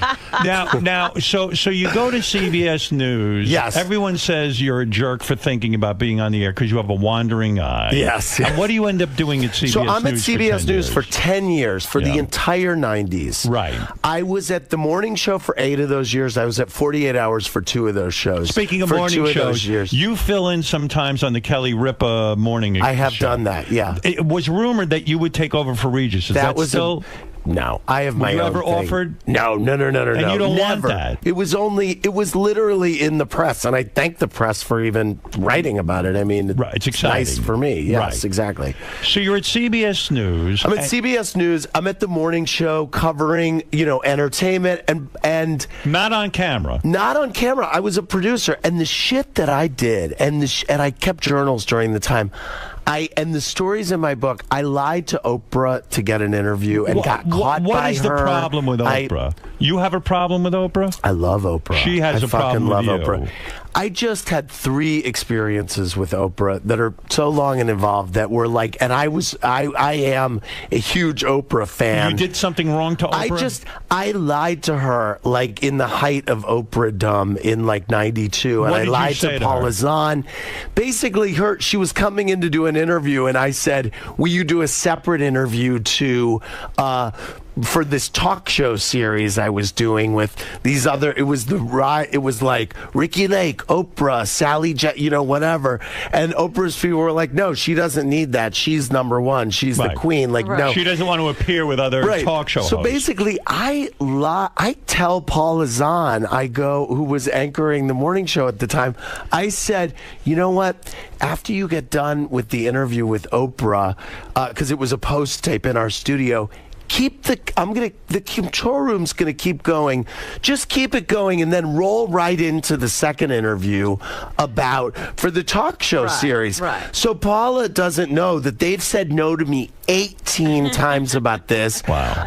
The publicist is in the green room like, "What the fuck is this going on right now?" I'm like, "Oh, they're just talking." And so they do this other interview. The publicist is like, "What are you do? What is So in other words, you learn to lie and cheat in order to make it in television. I did. Right. Oprah called me from the limo, which at the time a call from a limo was something. A call from the limo from Oprah was like, and I become like a crazed fan, like I'm on the Oprah Winfrey show, like hyperventilating. I don't realize she's calling me to yell at you. Say, "What just happened?" And then she wants to talk to Paula Zahn. I mean, it was like it was Did a you almost thing. get fired because of that? This is what's amazing. Oprah was in like forgiving, all loving Oprah mode. Yeah. And she said, "The interview was so good, I'm going to let you air it." Oh, so, I wow. mean, So when it I paid look off. at it now, I'm like, Here's what's ironic. Here's what's ironic about your life. Here, Yes. Oprah was mad at you, Yeah. and whatever you did to piss her off turned out to be a positive. Yes. And here we are today in 2012. Oprah has started her own network. Yes. And the very person she probably needs to hire to run that network, would be you. Oh, yeah. Because you are programming to women. The Bravo network is experiencing huge ratings and money. How much money? They're operating in a highly profitable way, aren't they? They are. I don't see any of it, but You don't? No, I mean, I do well. Don't you program all of Bravo? You're telling me you're not a well-paid guy? Of course I am. Of course I am. Are you worth $10 million? No. I hear that's about what you're worth. And I would where do you almost hear think, that? But I would think you're almost worth more. I mean, if you left Bravo today, if Oprah called you and said, Andy, what you did for Bravo was phenomenal. Yes. I want you to do it for me at OWN because we're in the fucking hole over here. We're down about 350 more. It's probably way more. Right. Hundreds of millions of dollars. Yes. Come on over. Create programming for women. Right. Reality programming. Right. Would you consider it? Oh my God. I'm like, no. I'm no a one's pig in approached you. shit right Hey, now. you I'm can like- write your own ticket. But what do you mean but you're a by the pig way, in I shit? don't You're think- not. but You're I'm the telling happiest. me. Are you kidding What me? is the I have my Bravo? own hold it. life. What does the Bravo network make a year? I have no. I don't bullshit! know. I don't know. They do great. What do they But make? by the What way, does a network like Bravo make a year? I have no idea. You're lying, dude. You're I'm the not, head I'm the programmer. programming guy. I'm not. You ask me think to add two Moonves, numbers. Les Moonves doesn't know what CBS makes a year? I am. Les Moonves is the CEO of CBS. All right, but don't you think... I am now in by the way, my job has changed. I'm now in charge of development and talent. I'm no longer in charge of current. I still do the Housewives and Top What Chef. is your estimation of what Bravo brings They in do a year? very well. What is They very do well very in well. television and cable? What would be very well? I'm curious. What's your opinion? What would be very well? Yeah. I mean, you know what? Bravo is the number, I think, 11 or 12 cable channel right now. Okay, what is that? 18 to 49. What do they make, dude? I'm not. Give me a I'm guess. not You in don't. those You never hundreds of contemplate. millions of dollars. Hundreds of millions of Yeah. dollars. Yes. And you're telling me you're not worth $10 million. You programmed the entire network, and you're not worth $10 million. You're fucked. I don't know what I'm worth. Yeah, it seems to. Look what Oprah can't get going. You got Right. going. Bravo Right. was in the shitter. But by the no, hold on. By the Am I way, right? I work with. I'm not. What? I work with an incredible group of So people. what? Like I'm low. It's so your I'm not, ass I'm on not, the line. No, I know, but so I'm not like the only person at Bravo who's running Andy, a single. this is ridiculous. You Well- claim not to know what Bravo makes, and you're telling me you're not worth $10 million when you're the head of the network. I don't and know. And they're the number. They're in the top 10 cable earners. Yes. I don't believe a word you're saying. Yes. I feel like Oprah. You're lying to me. Right. And you're telling me I don't even believe you're a true blood. I think you fuck girls.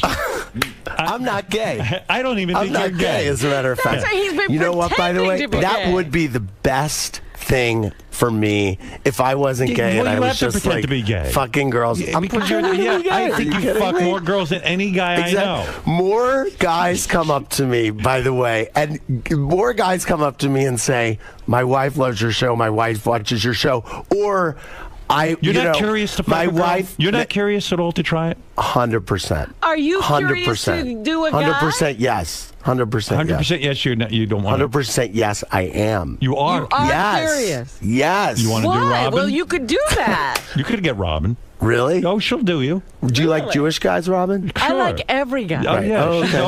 open. Okay. She opens up for everyone. Excellent. Yeah. But why is that would why he she's be- behind glass? Yeah. Why Yes. would he be curious? Are you curious about doing a guy house? Yes. Oh, is this on? I mean, of course not. Yeah, really. But that's a good question. That's a good question. Yeah. I mean, like, it is interesting, and that's why I'm a true blood. It's like when I was in high school, it's like I knew what I was, and that's another Yeah, like my cousin fuck you to Stacy- everybody who's like, My cousin you know, Stacy came out of the closet when he was 13. He is such a true blood. He said Right. to me, "Girls, ugh." His name is Stacy, by the way. Well, that's not his guy. That's another. Right. Oh, really? No, he changed it when he was 13. He knew. Is that true? Yeah. Oh, wow. Oh yeah. But that's the thing. I mean, that's why these people who are like, oh, these gay people, I mean, Bill O'Reilly was like, oh, Glee's going to turn people gay. It's insane. It's like, I knew you either want to. Guess what? It's Right. you either want to do this or you don't. Right, Like yeah. it's not. There's nothing that can change you It's over. true. And you've Right. been inundated with heterosexual material. Thank you. And exposure all your life. You're seeking out a and a specific world that wants thing. you to be straight. Exactly. Meanwhile, are Yes. you telling me no other network approach with the success you've had at Bravo? You haven't heard from other cable outlets? I a little. You know what? I actually think I'm so affiliated with Bravo that maybe nobody else wants me. I mean, if you're curious about being with a woman, and I'll get off this topic. Okay. Why don't you try it then? Yeah, I mean, it'd be simple to do. I'm not saying I won't. You're open to it. Absolutely. Do you have a lover? Are you in a I'm committed- single. Oh, you're I'm single. Yeah, I am. Do you date a lot? Yeah. I imagine you're a hell of a catch. Thank you. With your job, and do guys try to get you because you can get them on television? Or they want to meet the housewives? I think I sniff those out pretty. You know do? what I mean? It's like, how often you date? It's not. How often do I date? I date. I mean, I'm not. Look, here's the issue that's just happened to me starting in January. 5 nights a week, I know where I am every night at 11 o'clock. Yeah, so but it's you have like, needs. So, no, I have needs. Right. They're taken care of. When's the last time you had a good Yes. blowjob? About 2 weeks ago. I see you as a bottom. Am I You do? correct? Yeah. You are incorrect. I knew. You I don't was like waiting for receiving. you to get to that. You don't like receiving. Exactly. Wow. Yes. I had you pegged all wrong. No. You like giving. I'm a giver. So you thought about this, did you? I did think about it. I'll be honest, I did. What would you be? Me? Oh, my I'm a God. bottom. I love it. Why? Because it's easier? Oh, yeah. I like to accept. I like a big cock in my ass. Yeah, Are you kidding I me? know you do. I know you do. I can tell. Yeah. That's what I was thinking when I walked I'm in. a top. Are you crazy? Yes. Maybe I'm a bottom's bottom. I don't know. I don't know what I'd be. I don't know. Sometimes with a woman, I'm a bottom. But I don't want to talk about it. You're being interviewed, not me. Right. All right, get back to this. You're at CBS News. Yes. 10 years. Okay. There for 10 years. Great run. Worked with Dan Rather. I mean, very cool. So Had a how front do you row get seat. a job By the way, at Bravo? Interviewed you. You did? I didn't. For private parts in like a hotel room, in a junket, whatever. Mark McEwen on the morning show. Sure, Mark, yeah. I mean, so anyway, yeah. Right. All the 90s. An amazing time. So then I'm offered a job at a small cable startup that was starting up called Trio. I mean, it was this channel, very small. And I got a job as the head of programming, but I mean, it was a startup. And so it was a total lucky break that it was like, if you're ever going to leave, now would be the time, and this would be the way Smart to learn. move. I mean, an amazing opportunity. And I was always really happy at CBS News. When you went to Trio, is that where did you develop Queer Eye for the Straight? No, I didn't. As a matter of fact, so I'm at Trio for I think 4 years. Right. Queer Eye was pitched to me at Trio. It was one of the last things that was pitched to me, maybe in 2003 or something. Right. And I was like, wow, this is a brilliant show. We obviously didn't get it. We were a small channel. Were you afraid to put that on the air at the time? No, I mean, we were edgy. We were about making noise. Right. We had very small distribution. Is there any way to get any water? No, we don't never give a guest water. Okay. This is part of the interview process. Do we have to here. pay for it? Or what? I'm worth $10 million. Yeah, $10 million. You think you have some water? Yeah, exactly. All right, so go ahead. So, I'm at Bravo. I mean, I'm at Trio. We get... Drink that water. Take a break. Thanks. Go ahead. Take a break. I'll look at Robin. It's very attractive. Robin, you think I'd be a bottom or a top? I'm thinking you're a bottom. Me? I think most people think I'd be one. Anyway. So I'm at Trio. Yeah. We're owned by Universal. Universal and NBC merge. NBC pulls the plug on Trio, brings my boss, Lauren Zalaznick, who is, talk about a driver of Bravo's success. Right. This woman. She goes to Bravo. She goes to Bravo. She hires you. She says, I want to bring you to Bravo as head of current programming. Wow. Now, at the time, Logo is starting, okay? Right. The gay network. Viacom is starting a gay network. I think I want to go be in charge of that. Right. I want to go do that. I go interview at Logo, and I don't get the job. Right. Now, can you imagine if I got that job, I would not be sitting here on my bucket list moment of life on your show right now. Like, no way. It shows you how things sort of either work out or they don't. It's so fucked up. It's so amazing. Crazy. If you try to analyze that. It is crazy. So I go to Bravo. At that point, Queer Eye is on the air and has put Bravo on the map. Now, you put Queer Eye on? No, that's already on. Right. That's already on. Okay. Project Runway has been shot and is in post-production. Did you have anything to do with that? No. I started giving notes on season 1 of Project Runway. Finale had not been shot. Right. So I joined in that show in post-production process of season 1. And started at Bravo.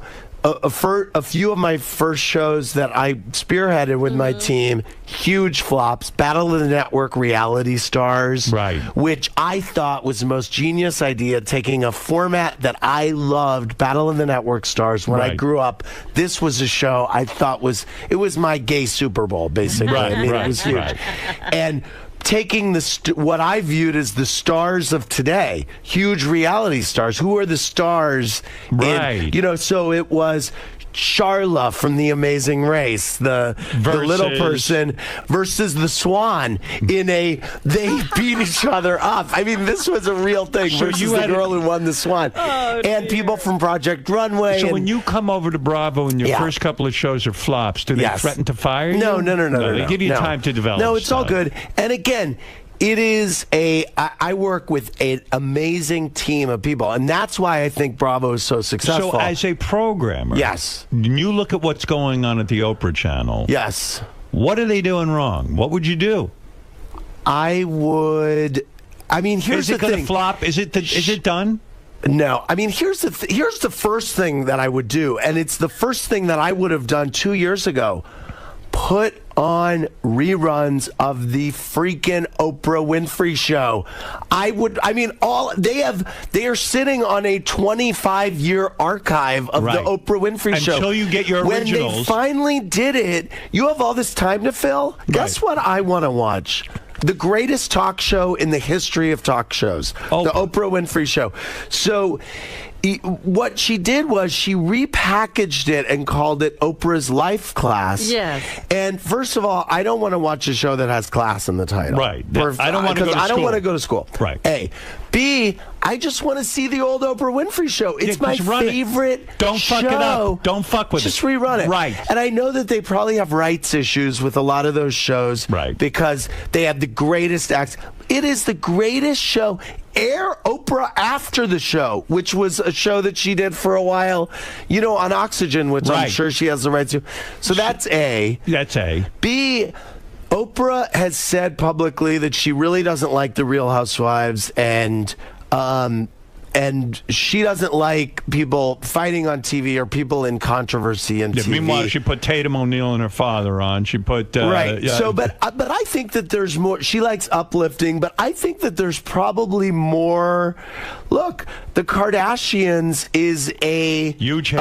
It's a huge hit, and it's also it's not a negative show. I mean, if she likes positive shows, I think there are a lot of more positive shows that you could do with fun people. Well, they had Rosie, but why didn't that work? Well, that should have worked. Here's the thing. I mean, Rosie, I think they should have put Rosie on at 9 o'clock, like up and gone after Piers Morgan at 9 o'clock and done a live show in like a small studio and just had her it's a great idea. Do whatever. Because people love her. She got great bookings on that show. I mean, Rosie had... she got everybody on her own show. Right. And I feel like if it was between Piers Morgan and Rosie and Rosie's doing a live show, I would be like, what's Rosie doing at 9? That's right. Anyway, I don't know. Right. So why they didn't hire you, I don't know. But okay, so Bravo. Anyway, but here's the thing.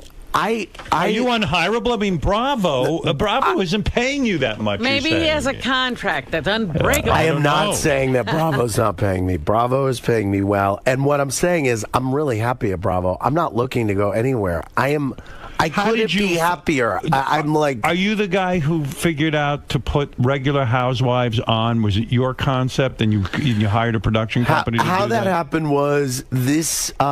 someone brought us tape of these women in Orange County, and it was a group, and he said, I live in Coto de Casa.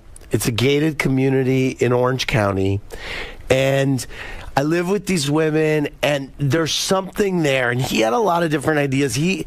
There was one that was, maybe we'll do a mockumentary series, maybe, and we're like, well, these women aren't actors, they're not actors.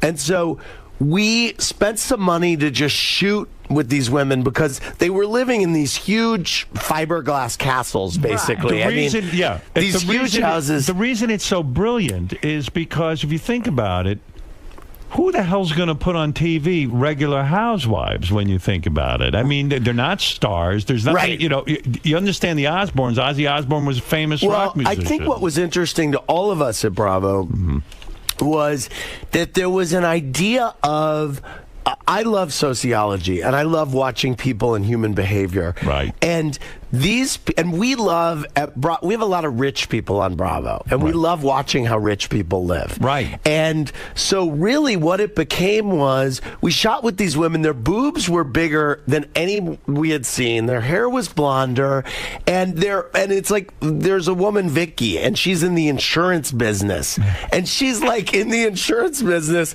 but she's got huge boobs and blonde hair, and she's very overprotective of her kid. So on the one hand, there are relatable things, and on the other hand, it's totally unrelatable. She has a grotto in her backyard, and this, but this concept brought the Bravo network. Now everybody knows Bravo. I didn't know what Bravo hold on. was. Before this, we had Top Chef. Right. So Top Chef You came developed that? before. Yes. Okay, go ahead. We had Top Chef, and Lauren Zelaznik, my boss, said we have to create a cooking competition show.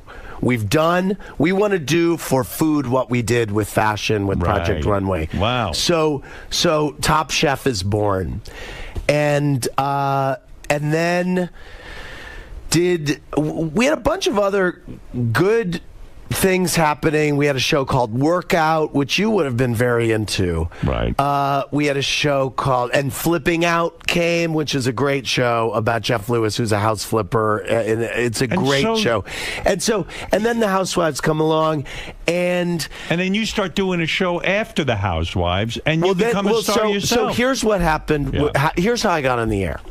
Actually, when Battle of the Network Reality Stars was filming, I started writing these really kind of dishy emails to Lauren and to Frances Barrick, who's the president of Bravo, saying, oh my God, I think Trishelle banged somebody last night in the jacuzzi. Like, all these reality stars are behaving like they're, quote, characters. Like, this is amazing. This is crazy. Need a wrap-up. So, no, not that. I was just emailing them dishy stuff. And Lauren said, you know what? This is so funny. You have to figure out a way to start a blog. Just do a blog on Bravo TV about you and being on set of shows and the shows and what you do in your life. You go out every night. You should just do this.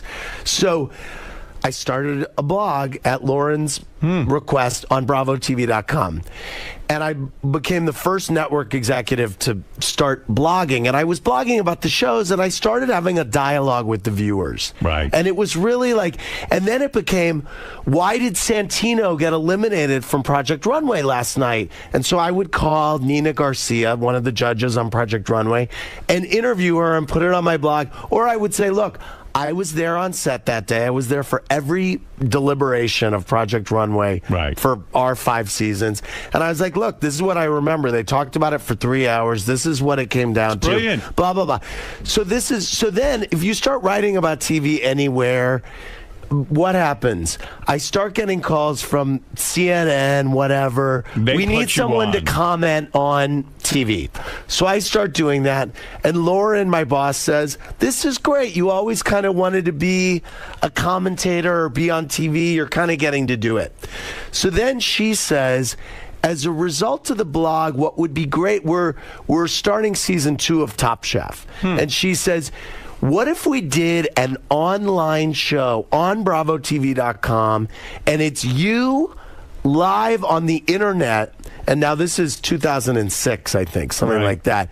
You on the internet, or 2007, with whatever chef just got eliminated and Tom Colicchio or Padma Lakshmi or whoever. Right. So I did a show online that we called Watch What Happens Live, which is the name of my show now. And I did 40 or 50 episodes of this show online. I did it after Project Runway. I did it after Chef. I did it after Top Design. And it really was the format of what I'm doing now. And as a result of me doing probably 10 or 15 episodes, season 2 of the Orange County Housewives is on the air, and it's doing really well. Wow. And Lauren says, how can we add episodes? How can we keep this going? Let's do a reunion show. Would you want to do it? And you can do it in the format of the show you're doing and you're on the shit, web. I've been waiting for this and I my was whole like, life. I pretended like, oh, should I do it? I don't know. So I was like, yes, please. I would love it. I do it, and all hell didn't break loose. I was. It was a slow build. It's on iTunes. I wasn't great, but I wasn't horrible. Right. And I did it, and then we needed a reunion show for Workout, and they're like, well, why don't you do it? And it'll promote your web show, and I did that. Then season 3 of The Housewives comes. Are you more interested in being an on-air guy or a program guy? You know what? At this point, it's so cool, and this is why I really have no interest in working anywhere else. I get to, and by the way, I say for anyone who works in TV, you get to work in TV. But how are you coming up with all these hit shows and a star on the network, and you're not worth $10 million? Because look, I don't know what I'm worth. Don't get hung up on what I'm What do you mean you don't know worth? what you're worth? Of course you know what you're worth. First of all, I'm not. Do you? Yes, I do well. I do well. You do? Mm-hmm. You make over $1 million a year? I'm not worth $10 million. Do you make over $1 million a year? I don't know. Bullshit. Look, I told you that I'm a top. Isn't that better than isn't that enough? I'd rather know what you're making. Really? Admit you're in the upper I wish 1%. I would have known when I answered the top or bottom question. But listen, I just Do you believe him? About top? No. No. Me neither. I just want to go back to What's the biggest penis you ever had in your mouth? Oh, Jesus. And who was Are you it? kidding? Go ahead. Are you kidding? Yeah, I'm kidding. But go ahead anyway. I was on Colbert last night, and he pointed out that every photo that I take, my mouth is open. Every photo in my book, my mouth is open. Anyway. Who do you hang out with? Are you